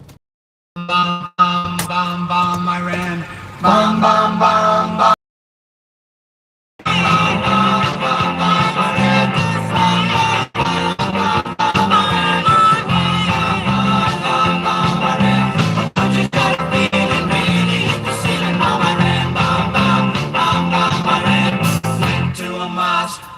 Throw some rocks, tell the Ayatollah gonna put you in a box.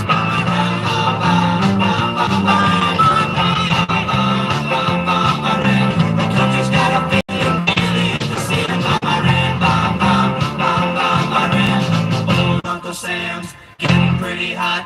Time to turn Iran into a parking lot.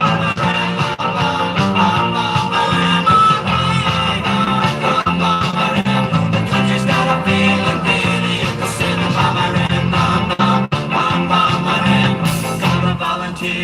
Call the bombardiers, call the financiers, better get their rest again.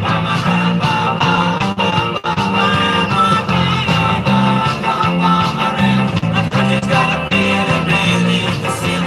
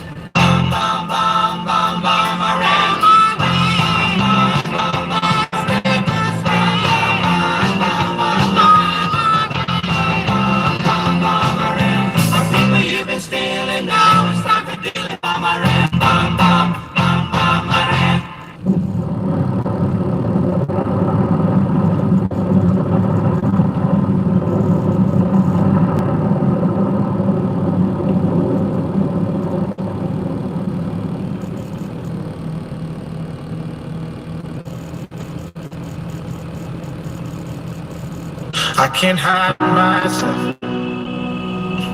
I don't expect you to understand. I just hope I can explain what it's like to be a man. It's a lonely road, and they don't care about what you know. It's not about how you feel, but what you provide inside that home. Yeah, I know this life can really beat you down. You wanna scream, but you won't make a sound.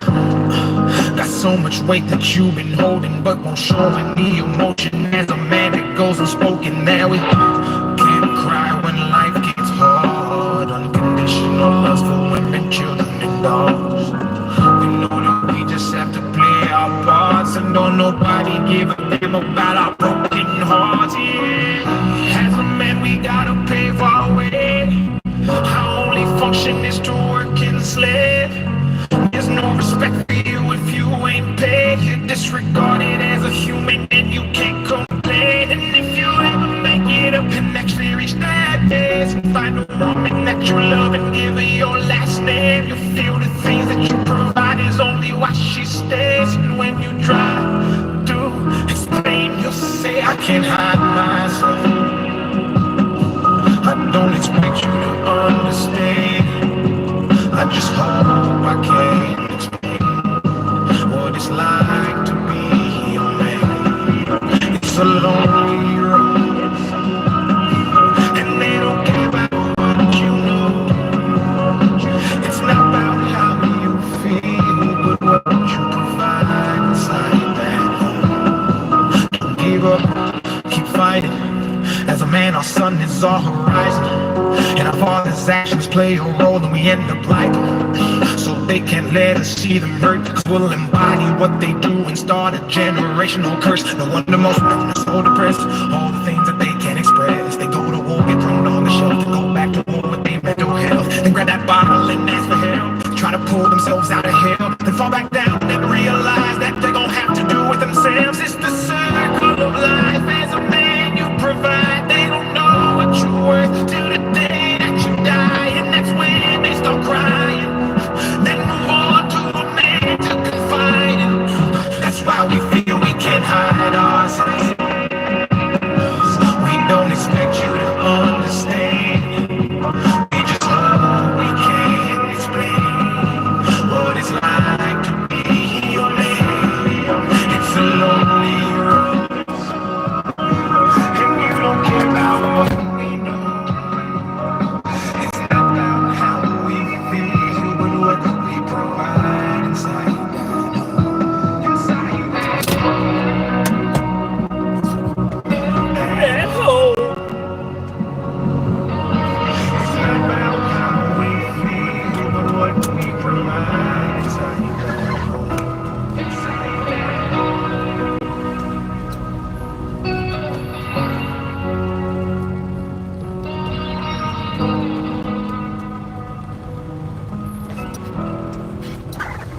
Oh yeah.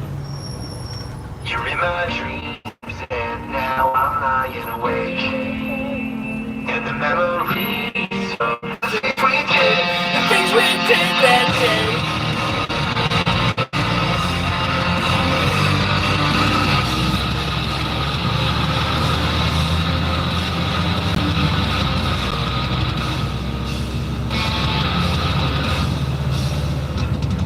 one time and another happen again. I play it over and over, and then in my mind I play pretend. I'm fine, and that I'm okay. Wishing that you felt the same, and I don't know what to say. Now I'm lying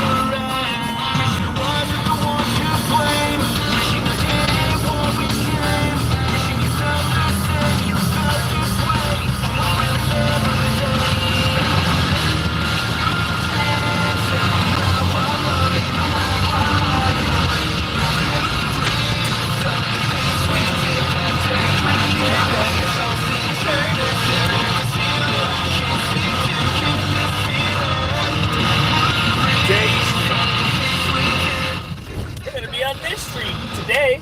Why? Because its name is Day Street.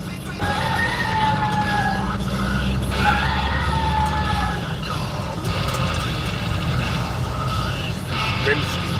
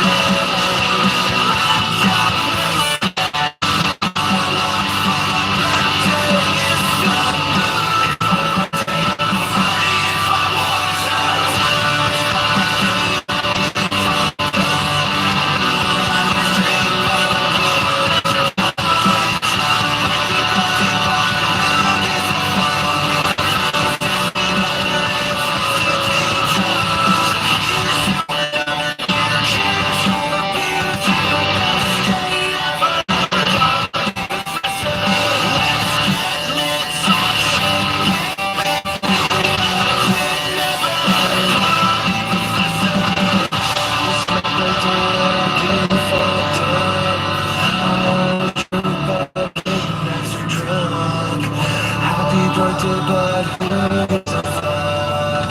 It's just another excuse.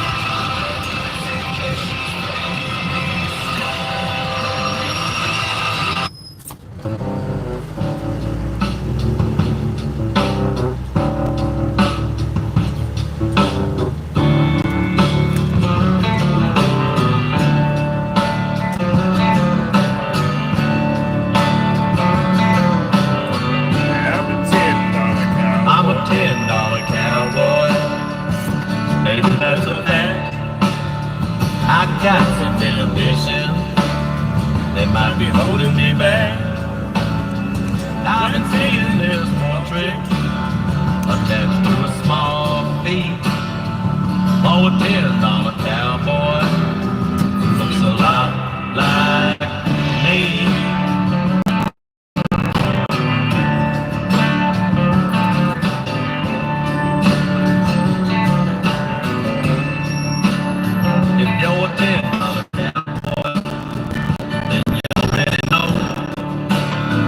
Then there was a rider who couldn't be wrong. Even Billy McLean fell on the time or two. He was a $10 cowboy who looked a lot like you. I'm a $10 cowboy. I play a little guitar. People always ask me if I'm a rodeo star. Doubt if I got it second, but I can sing you a song like a big rider. I'm steady holding on.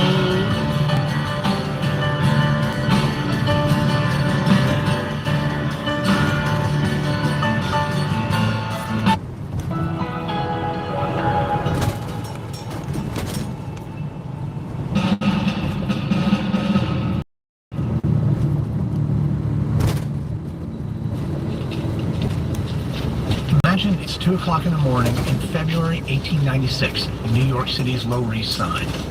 You wipe raindrops from your spectacles, trying to ignore the bone-chilling cold. You're a police reporter for the New York Evening Sun, and you're on one of your late-night outings with your new friend, Theodore Roosevelt, the city police commissioner. But tonight, you have something important you want to bring up with him. You step into the dim glow of the green lights of the Church Street Police Lodging House, ready to delve into your pitch. These dingy police station basements are the only shelters available to the homeless. I think it's long past time we shut them down and open up real shelters, ones with beds and showers, but almost anything's better than what they've got. Wait until you see for yourself. Okay then, lead the way. Roosevelt is new on the job and has never been to a police lodging house.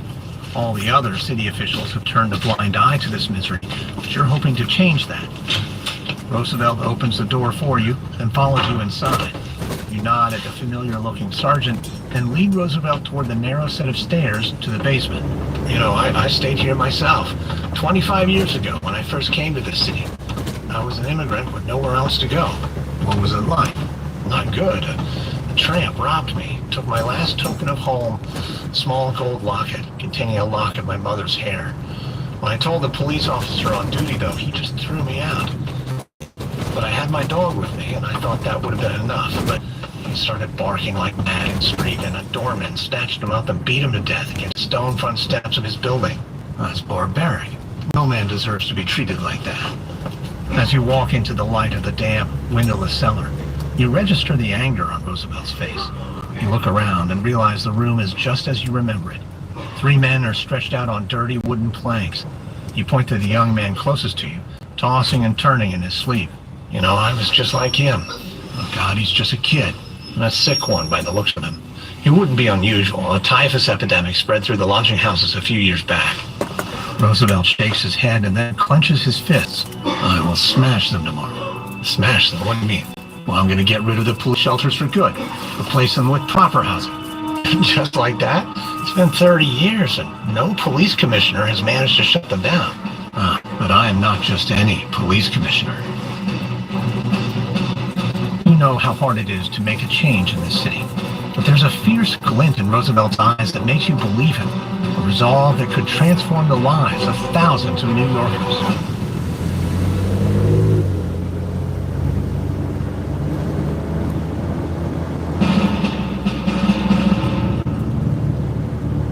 From Wondery, I'm Lindsey Graham, and this is American History Tellers. Our history, your story.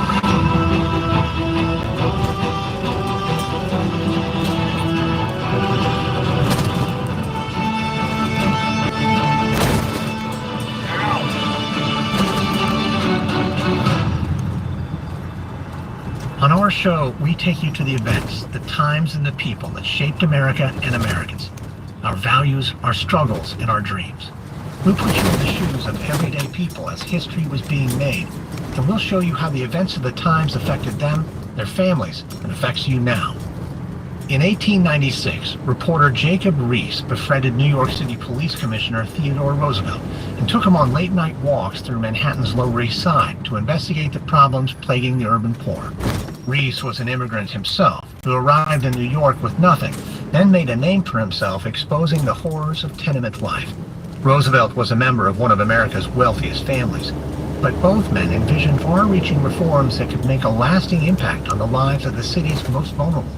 These men became 2 of the leading figures of the Progressive Era.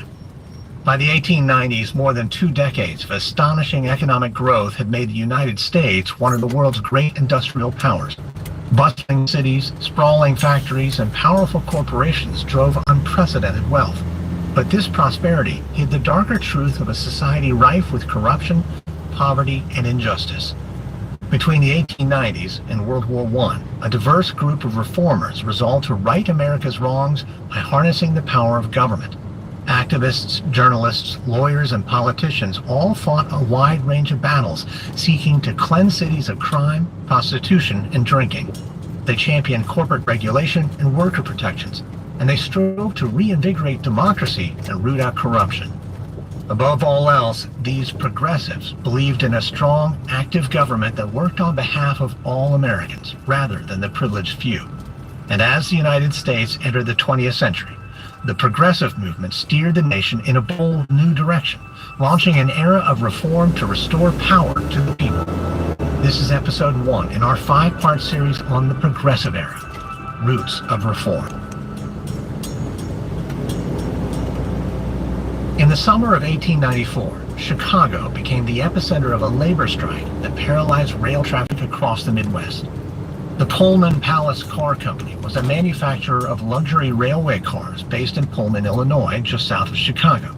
And in the wake of a punishing economic depression, company owner George Pullman cut employee wages by 25%, but he refused to lower the rents in company-owned housing, which were already significantly higher than the rents in the surrounding area. Before long, many Pullman employees and their families faced starvation. So in May 1894, 3,000 workers walked off the job in protest. But one woman tried to intervene. Jane Addams was a college graduate, the daughter of one of the richest men in Illinois.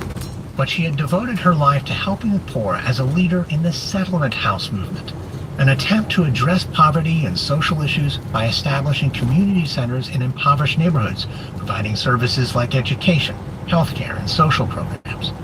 Beginning in the 1880s and 1890s, thousands of middle-class, college-educated reformers, especially young women, moved to working-class neighborhoods across America to try to combat the problems plaguing the urban poor. In 1889, Addams rented an abandoned Chicago mansion in an immigrant neighborhood and opened Hull House. There she and her fellow settlement workers provided their neighbors with education, healthcare, and social services, including a nursery and a public kitchen. And over the next 5 years, Addams won the respect and support of local politicians, business leaders, and philanthropists. Among them was George Pullman, who had donated small amounts of money to Hull House. So in June of 1894, Addams offered to mediate between the strikers and the company, but Pullman refused to speak with her, insisting there was nothing to negotiate.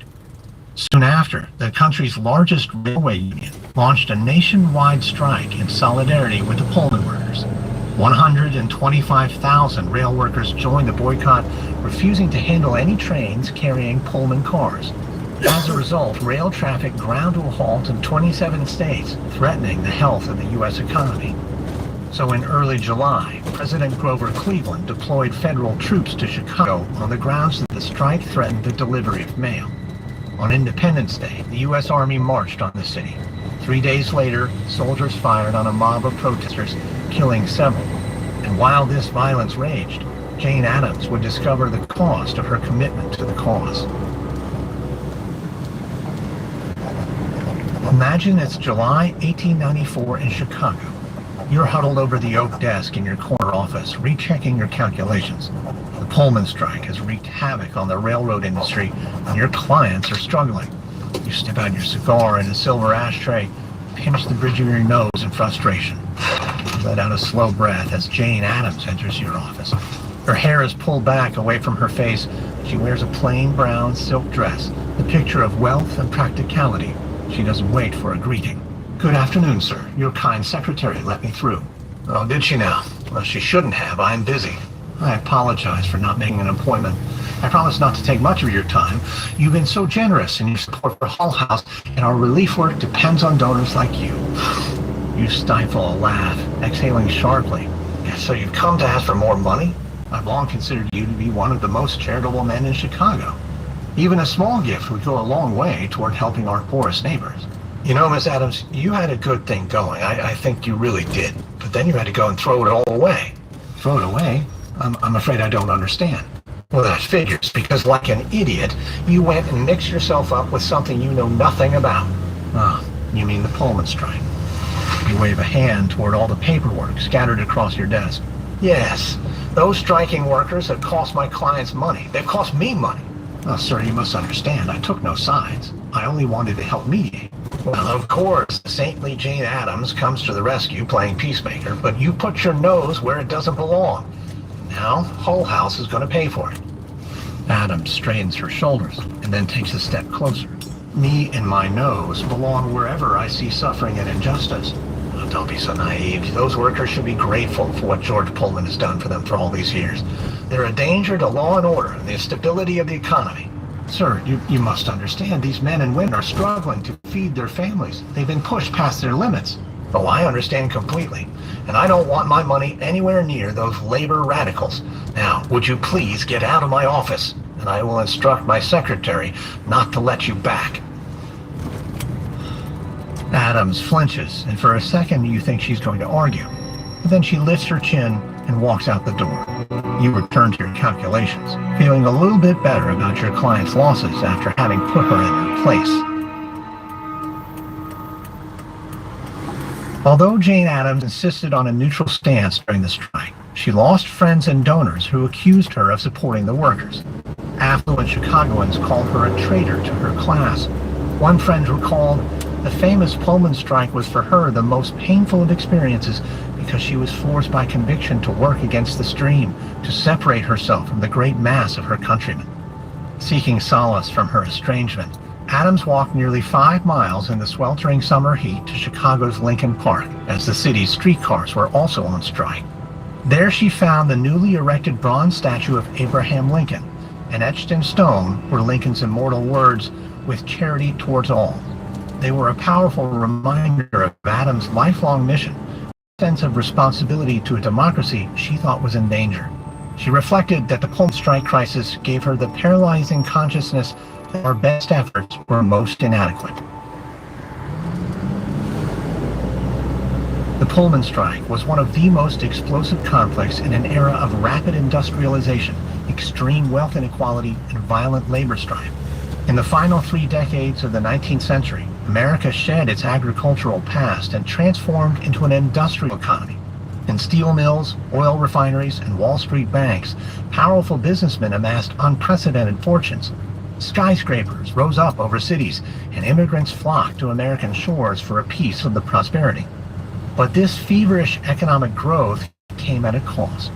Mark Twain dubbed the era the Gilded Age, observing that a dazzling surface of wealth and excess masked a society riddled with corruption and inequality. Workers toiled under harsh conditions for little pay. Robber barons used ruthless tactics to crush the competition, and politics was mired in corruption and scandal. So that by the 1890s, years of social and economic upheaval had convinced many Americans that democracy itself was under threat from the forces of big business. Jane Addams was just one of many reformers who fought the economic and social injustice they saw. They called themselves progressives. And among these, some of the most effective in uncovering injustice and corruption were investigative journalists who published scathing exposés of exploitation in urban life. In 1890, Danish immigrant Jacob Riis published his groundbreaking book, How the Other Half Lives, a damning account of New York City's disease-ridden slums. The book's photographs and vivid details gave middle-class readers a shocking window into the squalor of immigrant neighborhoods. In the South, black journalist Ida B. Wells investigated lynching, challenging the myth that it was primarily used to punish black men for raping white women. Armed with statistics and personal testimony, Wells exposed lynching as a tool to terrorize black people and enforce white supremacy. But journalists weren't the only crusaders. The spirit of reform extended to politics, too. In the early 1890s, the populist movement swept across the Midwest and South. Populism mobilized millions of farmers, laborers, and middle-class activists who were determined to challenge corporate power. They urged the government to rein in the abuses of Wall Street and big business. And as the election of 1896 approached, they resolved to win a seat at the table. That year, the populists rallied behind the Democratic Party's new standard-bearer, a brash 36-year-old Nebraska congressman named William Jennings Bryan. That summer, Bryan electrified the Democratic National Convention with a call for the free coinage of silver to relieve farmers suffering under crippling debt. The party nominated him for president the next day. And with the fierce passion of an evangelical preacher, Bryan barnstormed the country, spellbinding audiences with speeches championing common people over corporate interests. Bryan's opponent in the 1896 election was the stately Republican nominee William S. McKinley, a former governor of Ohio. Campaigning from his front porch in Canton, Ohio, McKinley gave sedate speeches in favor of protective tariffs and other business-friendly policies. But what McKinley lacked in rhetorical flair, he made up for in powerful allies. and none more so than Mark Hanna, a millionaire industrial tycoon turned political kingmaker. Hanna raised an unprecedented $3.5 million from corporations and wealthy donors, a figure more than 10 times the amount in Bryan's meager war chest. Hanna funneled this money into advertising, targeting various interest groups with specialized campaign ads. He also sent Republican speakers to the Midwest to persuade Democrats to vote for the Republican ticket. And it seemed these efforts worked. On election night, a group of wealthy businessmen and bankers gathered in an elite Chicago club. After midnight, the news arrived that McKinley had defeated Bryan by a margin of nearly 100 electoral votes. The room exploded with cheers, with men jumping on sofas and tables, running up and down stairs, dancing in each other's arms. In Cleveland, the jubilant Mark Hanna fired off a telegram to the president-elect declaring God's in his heaven, all's right with the world. After Bryan's defeat, the populist movement fizzled. Their ideas would live on, but for now it seemed as though only a minority of Americans shared Bryan's appetite for reform. Meanwhile, the election outcome was a resounding victory for big business and the wealthy. America's millionaire class felt reassured that their futures were in safe hands, but they wanted access to overseas markets and a chance to flex their muscles on the international stage. The Washington Post editorial declared, "A new consciousness seems to have come upon us, the consciousness of strength, and with it a new appetite, the yearning to show our strength." That appetite fueled imperial ambitions, and the results of several conflicts abroad would soon cement America's status as a new imperial power. In the mid-1890s, Americans watched as Cuba fought a brutal war for independence again, killing 260 men. The cause of the explosion was unclear. The cause of the explosion was unclear, but soon after, Congress declared war on Spain, igniting the Spanish-American War. This conflict lasted less than 100 days, but by the end of the year, the U.S. had acquired sovereignty over Puerto Rico, Guam, and the Philippines, and it was there, in the aftermath of the war, that Filipinos rebelled against their new American colonial rulers, igniting a war that would claim the lives of thousands of American and Filipino soldiers and some 200,000 Filipino civilians. But America prevailed in this conflict too, and emerged from the Philippine-American War as a global imperial power.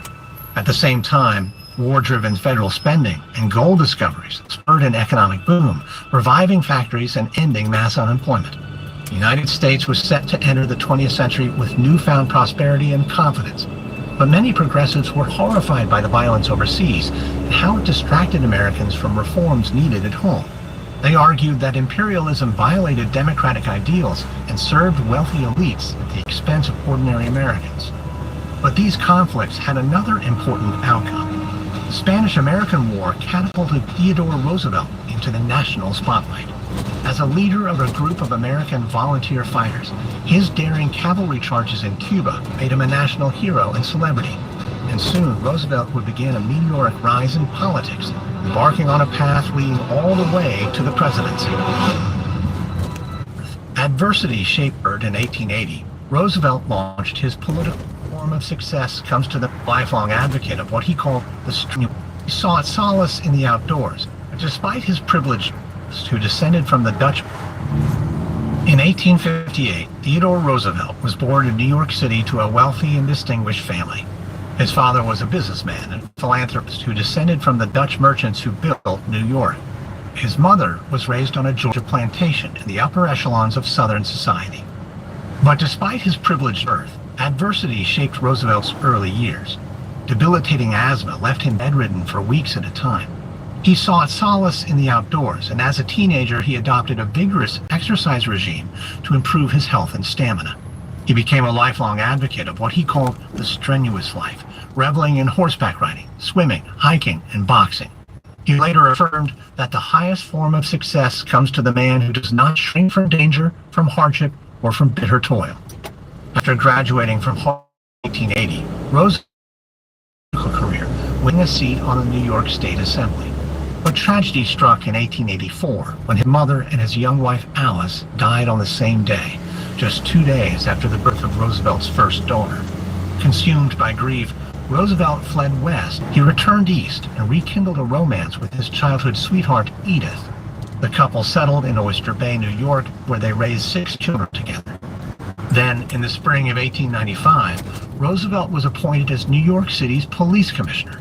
The police headquarters was across the street from the offices of the New York Evening Sun, where journalist Jacob Riis worked as a police reporter. Roosevelt had read and admired Riis's pioneering study of living conditions in New York's tenements titled How the Other Half Lives. So he left his card on Riis's desk at the Evening Sun, scribbling a note on the back that said, "I've read your book and I've come to help." Riis and Roosevelt were from different worlds, but they became fast friends. Riis took Roosevelt on midnight rambles through the city so Roosevelt could witness the struggles of the poor firsthand. This partnership was a major influence on Roosevelt's tenure as police commissioner. He closed the city's crime and disease-ridden police lodging houses, battled bribery in the police force, and had the city tear down the worst tenements. Riis wrote of Roosevelt's efforts, "For the first time, a moral purpose came into the street."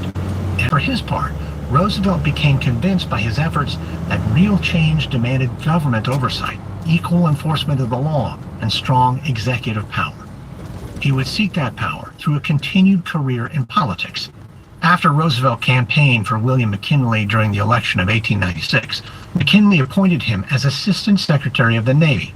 Roosevelt was an enthusiastic supporter of military intervention, and he harbored hopes that the United States would take action to drive Spain out of Cuba. He told a friend, "I should welcome almost any war, for I think this country needs one." He got what he wanted when McKinley declared war on Spain in 1898, and Roosevelt was determined to see battle himself. Ignoring the pleadings of his wife, he resigned his position in Washington and raised a ragtag volunteer cavalry regiment known as the Rough Riders. After leading a heroic charge up Cuba's San Juan Hill, Roosevelt burst onto the public consciousness. His glasses, prominent teeth, and bristly walrus mustache made him instantly recognizable. He stood 5'8" and 200 pounds, a barrel-chested frame to match his forceful, larger-than-life personality. In the fall of 1898, he parlayed this wartime fame into politics, winning the New York governor's race. And during his time in office, he improved labor laws, outlawed racial segregation in public schools, and created park and forestry programs. He also pushed for taxes on large corporations. But these reforms unsettled local political bosses who found Roosevelt difficult to control. So to sideline him, party leaders sought to stick him in what was considered a largely ceremonial post with no real power, nominating Roosevelt for vice president in 1900. He joined McKinley on the Republican ticket. The Democrats once again nominated William Jennings Bryan, creating a rematch of the previous election. McKinley and Roosevelt campaigned under the slogan, "Let well enough alone," a motto that captured their party's conservatism and laissez-faire attitudes. Foreign policy, though, was a different matter. Roosevelt brought his zeal for U.S. imperialism to the campaign, defending the annexation of the Philippines in the interest of national honor and manly duty. And when Election Day arrived in November 1900, McKinley once again defeated William Jennings Bryan, this time by an even wider margin. McKinley boasted that he was now president of the whole people. McKinley began his second term as a new century dawned in the United States. By the year 1900, there were 76 million Americans, of which 1 in 7 were foreign-born. U.S. factories were now outproducing those of Great Britain and Germany, and more Americans lived in towns and cities than ever, earning rising wages. But a changing America raised a host of difficult questions. Should government rein in the power of big business and industry? What should be done about poverty, crime, and inequality? How could fair labor standards be ensured? And who should have the right to participate in democracy? Some of these questions were answered on the local level. In September of 1900, a hurricane struck the port city of Galveston, Texas, leaving 100,000 residents homeless in the greatest natural disaster in American history. In the wake of this hurricane, the city replaced its mayor with a city commission staffed by 5 experts, each responsible for a different government department. The idea was to put a stop to the bitter partisan warfare that had long undermined good governments. And the city commission was a success, so that over the next decade, another 300 cities would adopt what became known as the Galveston Plan. These reforms made local governments more efficient and less corrupt, but they reduced the power of poor and minority voters. Previously, city officials were elected by district, allowing working-class neighborhoods to choose representatives who supported their interests. With the introduction of citywide elections for commissioners, candidates from poorer areas struggled to afford the high cost of campaigning. But other progressive political reforms occurred at the state level. In Wisconsin, a tireless progressive crusader named Robert La Follette won the Wisconsin governor's race in 1900. La Follette's progressive awakening began when he was working as a lawyer in private practice. In 1891, a powerful U.S. senator offered him a bribe to sway a judge. La Follette angrily refused the bribe, then vowed to devote himself to cleaning up politics. As time went on, his frequent clashes with party leaders earned him the nickname Fighting Bob. And as governor, he resolved to wrest the power to nominate political candidates from the hands of party bosses, declaring, "The will of the people shall be the law of the land." Imagine it's late at night in February 1901 in the state capitol in Madison, Wisconsin. You're a Republican state assemblyman, and you're stumbling back to your office after winning big at a poker game with a colleague and a pair of railroad lobbyists. So you're grinning to yourself when you open the door to your office and turn on the light. The sight of Governor La Follette sitting in a worn leather chair waiting for you nearly scares you out of your wits. "Oh God, Governor! What are you doing here?" "Hey, good evening. How was your poker game? Did Phillips let you win again?" You sink into the chair across from the governor, trying hard to compose yourself. Well, good evening. What an unexpected surprise. House bell and the children? Oh, this isn't a social visit. I need to know if I have your vote for the primary election bill. Well, now that you mention it, I have some reservations. Is that so? It seems to me that direct primaries would weaken the party machinery. They'll degrade our politics by turning primary elections into bitter personal feuds. It'll give rise to demagogues. La Follette waves his hand impatiently. No, I'm not interested in your excuses. Have you forgotten the promise you made to the voters who elected you last year? Well, no, it's just that this is a delicate matter. We can't go shaking up the whole system. I suppose I could consider a modified bill mandating direct primaries for local elections only. Local elections only. You know, if you ask me, it sounds as though you're scared to have your candidacy tested in a primary, and I can imagine why. I don't think voters think too highly of legislators who cozy up to the railroad interests. Have I introduced you to my friend Tom, reporter of the Wisconsin State Journal? I bet he'd be fascinated to hear about your late-night poker games, for instance. Yeah, absolutely fascinated. With a smile, La Follette stands, claps his hand on your shoulder, and walks toward the door. Now wait a minute, Governor. La Follette turns around and raises an eyebrow. Yes? I'll vote for your bill. Good man. I knew I could count on you. The governor walks out of your office, and you slump back into your chair, feeling dazed. You fear that he's right, and if you're forced to ask Republican voters to put you on the ballot in a primary, your days in politics are numbered. As governor of Wisconsin, La Follette put in place direct primaries to give voters the power to select candidates for public office. He also secured a tax law that stripped railroad corporations of tax exemptions, and he relied on experts from the University of Wisconsin to craft policies. Other state governments replicated what became known as the Wisconsin idea, drawing on professors and policy experts to draft legislation. But progressive reform at the local and state level could only do so much. Some problems demanded national solutions.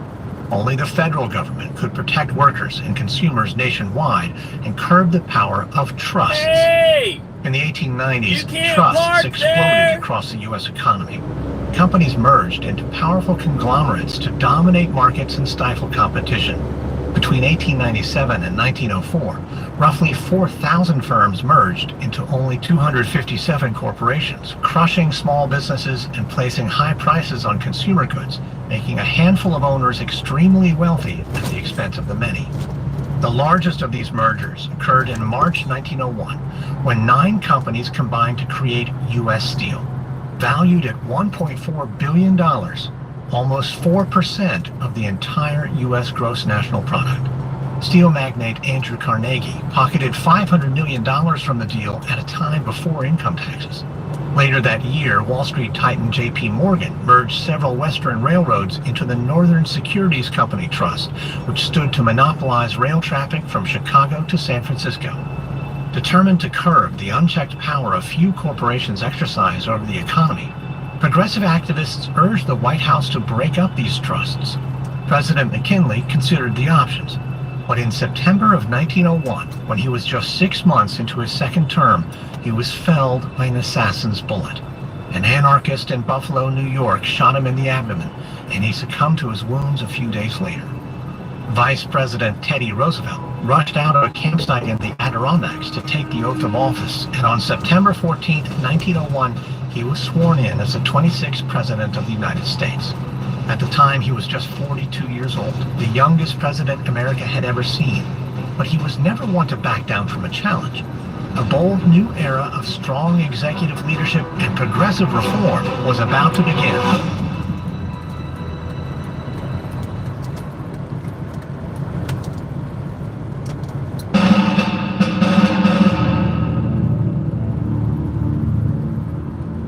In September 1901, Theodore Roosevelt, his wife Edith, and their 6 children moved into the White House, and the executive mansion came alive like never before. The boisterous Roosevelt children slid down banisters, roller skated across the hardwood floors, and trampled through the flower beds on stilts. Ringing through the house was the sound of their laughter and the squealing of the family's menagerie of pets, which included flying squirrels, a badger, and a small bear. The new president was no less lively.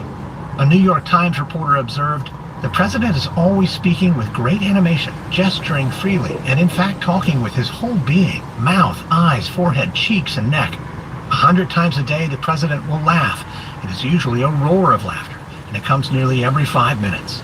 Another journalist wrote, "You go into Roosevelt's presence and you go home and wring the personality out of your clothes." A friend described him as an electric battery of inexhaustible energy that Roosevelt was ready to apply to the presidency. So Roosevelt retained President McKinley's cabinet and announced that he would follow the policies of his business-friendly predecessor. Roosevelt knew that he had to be pragmatic to navigate the conservative Republicans who led both houses of Congress, but he was nevertheless determined to use his power as chief executive to serve the public good. His first step in that direction was to take on the trusts.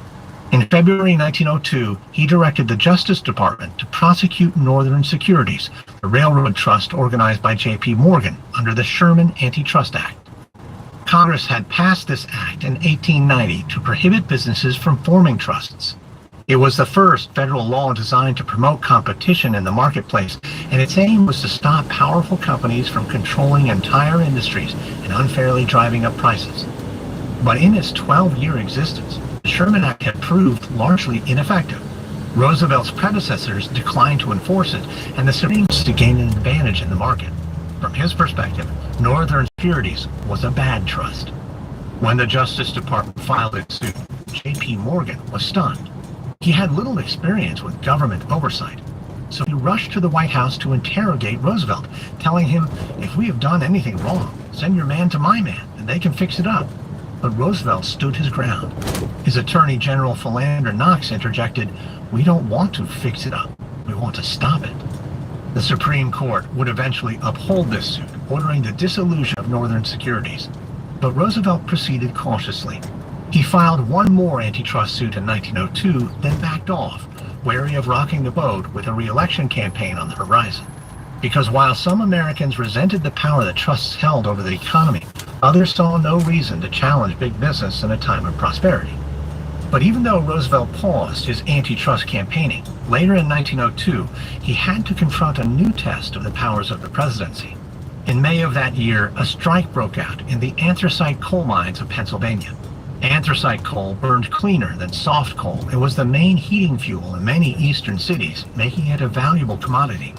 But all production stopped when nearly 150,000 coal miners, many of them illiterate immigrants, walked off the job in protest of low wages and dangerous working conditions. Their demands included a 20% pay increase and a reduction of the working day from 10 to 9 hours. But the mine owners stubbornly refused to come to the table, and the strike dragged on into the summer. Coal that ordinarily cost $5 to $6 per ton rose to $14. Protesters clashed with strikebreakers and private guards hired by the mine owners, and in response, the Pennsylvania governor sent state troops in. Back in Washington, D.C., President Roosevelt read reports of the crisis with a growing sense of urgency and alarm. Imagine it's late August 1902 in Washington, D.C. You're the Attorney General, and you're on a sunset walk with President Roosevelt in Lafayette Square. The fading light casts long shadows on the park as you try to keep up with the president's brisk, restless pace. He walks with the force of a cavalry charge. No, it's an outrage, I tell you. The strike's gone on for months, and we can't let this continue. You take a steadying breath. But we've been over this, Mr. President. You have no authority to intervene. This is a dispute between a private company and labor. The federal government has no standing. No standing. No standing when the American people are suffering? What am I here for if not to help them? There must be something I can do. I could release the Labor Commissioner's report on the dispute. Oh, I would advise against it. It could be seen as interference. And we go to the courts. If we can't order the mine owners to give in, we break them apart. You could file an antitrust suit. I don't believe there are grounds for a lawsuit. The coal operators may be ruthless, but they're not a trust. They're not violating the law. Roosevelt stops abruptly and then rounds on you, fixing you with a withering look. Well, I don't give a damn if they're not breaking the law. The price of coal has more than doubled. There are reports of potential shortages in New York. I have half a mind to call in the army, seize the mines myself. Oh, don't even think about it, sir. Well, the American people are on my side. They're urging me to act. How can I ignore them? Still call myself president? Well, the American people may be on your side, but the Constitution is not. This is a matter of moral duty, and I'm not one to shirk duty. The lights flicker to life along Pennsylvania Avenue, illuminating the dark circles under the president's eyes. You've never seen him so agitated. With a frustrated growl, he strides off in the direction of the White House, and you watch him go with a heavy suspicion about what will happen next. Theodore Roosevelt is not a man who can easily be restrained.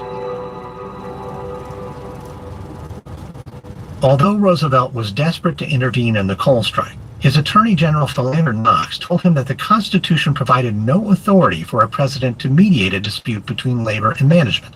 Roosevelt told the senator, "I am at wit's end as how to proceed." The strike stretched on, and by September, coal prices soared to $20 a ton. Hotels and restaurants raised their prices, and landlords hiked their rents. Chicagoans burned street paving, and railroads gave their employees old wooden rail ties to use as fuel. U.S. Post Office threatened to shut down, and Pennsylvania steel mills faced mass layoffs. All of this, and winter was yet to set in. In a few months, many Americans might not be able to afford to heat their homes. So they urged Roosevelt to take action, especially in the Northeast. One Massachusetts senator warned, "The demand that the government take the coal fields is rising louder all the time. It's a perilous cry. When the cold weather comes, it will be far worse." President Roosevelt admitted he had fears of untold misery, with the certainty of riots which might develop into social war. But he was forced to reckon with the limits of presidential power and the knowledge that if this crisis in the coal mines went unresolved, it could derail the nation's economy and the future of his presidency. From Wondery, this is episode 1 of our 5-part series, The Progressive Era from American History Tellers. On the next episode, President Theodore Roosevelt takes unprecedented action to bring the Pennsylvania coal strike to an end. Meanwhile, journalist Ida Tarbell exposes the ruthless tactics of oil tycoon J.D. Rockefeller, and author Upton Sinclair shocks readers with his graphic account of the Chicago meatpacking industry.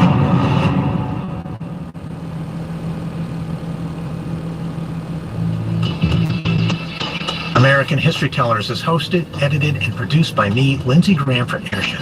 Audio editing by Christian Paraga. Sound design by Molly Bach. Supervising sound designer Matthew Filler. Music by Thrum. This episode is written by Ellie Stanton. Edited by Dorian Marina. Produced by Alita Rosansky. Managing producer Desi Blaylock. Senior managing producer Callum Clues. Senior producer Andy Herman. And executive producers are Jenny Lauer Beckman, Marshall Louie, and Aaron O'Flaherty for Wondery.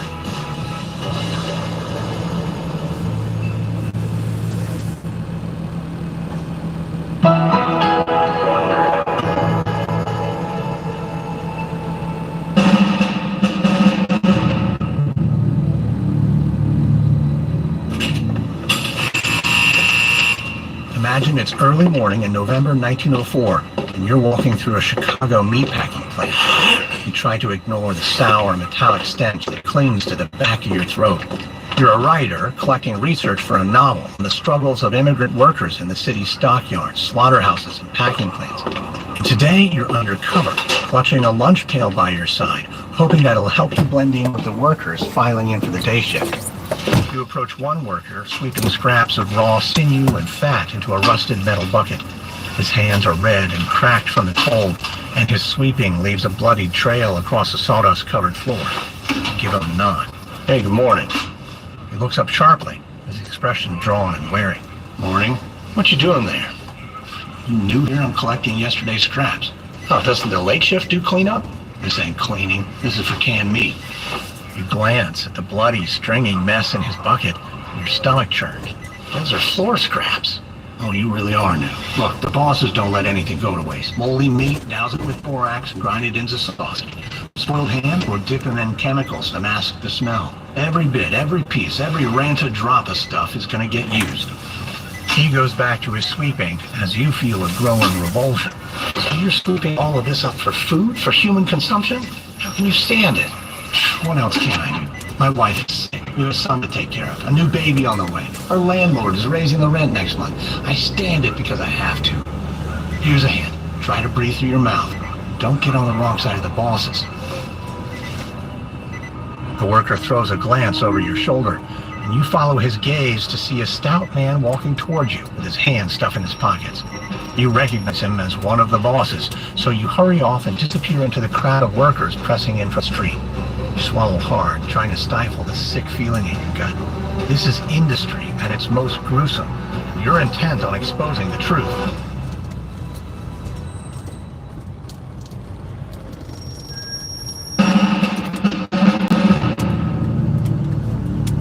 From Wondery, I'm Lindsey Graham, and this is American History Tellers. Our history, your story. Congress to action. Gate working conditions in Chicago. In the fall of 1904, a 26-year-old writer named Upton Sinclair went undercover to investigate working conditions in Chicago's meatpacking district. He depicted the horrors he witnessed in a searing novel called The Jungle that shocked the nation and spurred Congress to action. Sinclair was part of a new breed of investigative journalists and writers known as muckrakers. These men and women spoke truth to power to expose the cracks beneath the surface of the industrial age, covering exploitation, corruption, and corporate malfeasance that galvanized public support for progressive reform. But they also clashed with President Theodore Roosevelt, who wrestled with his own plans to build a more just society. In the fall of 1902, he was weighing a decision that would shatter precedent: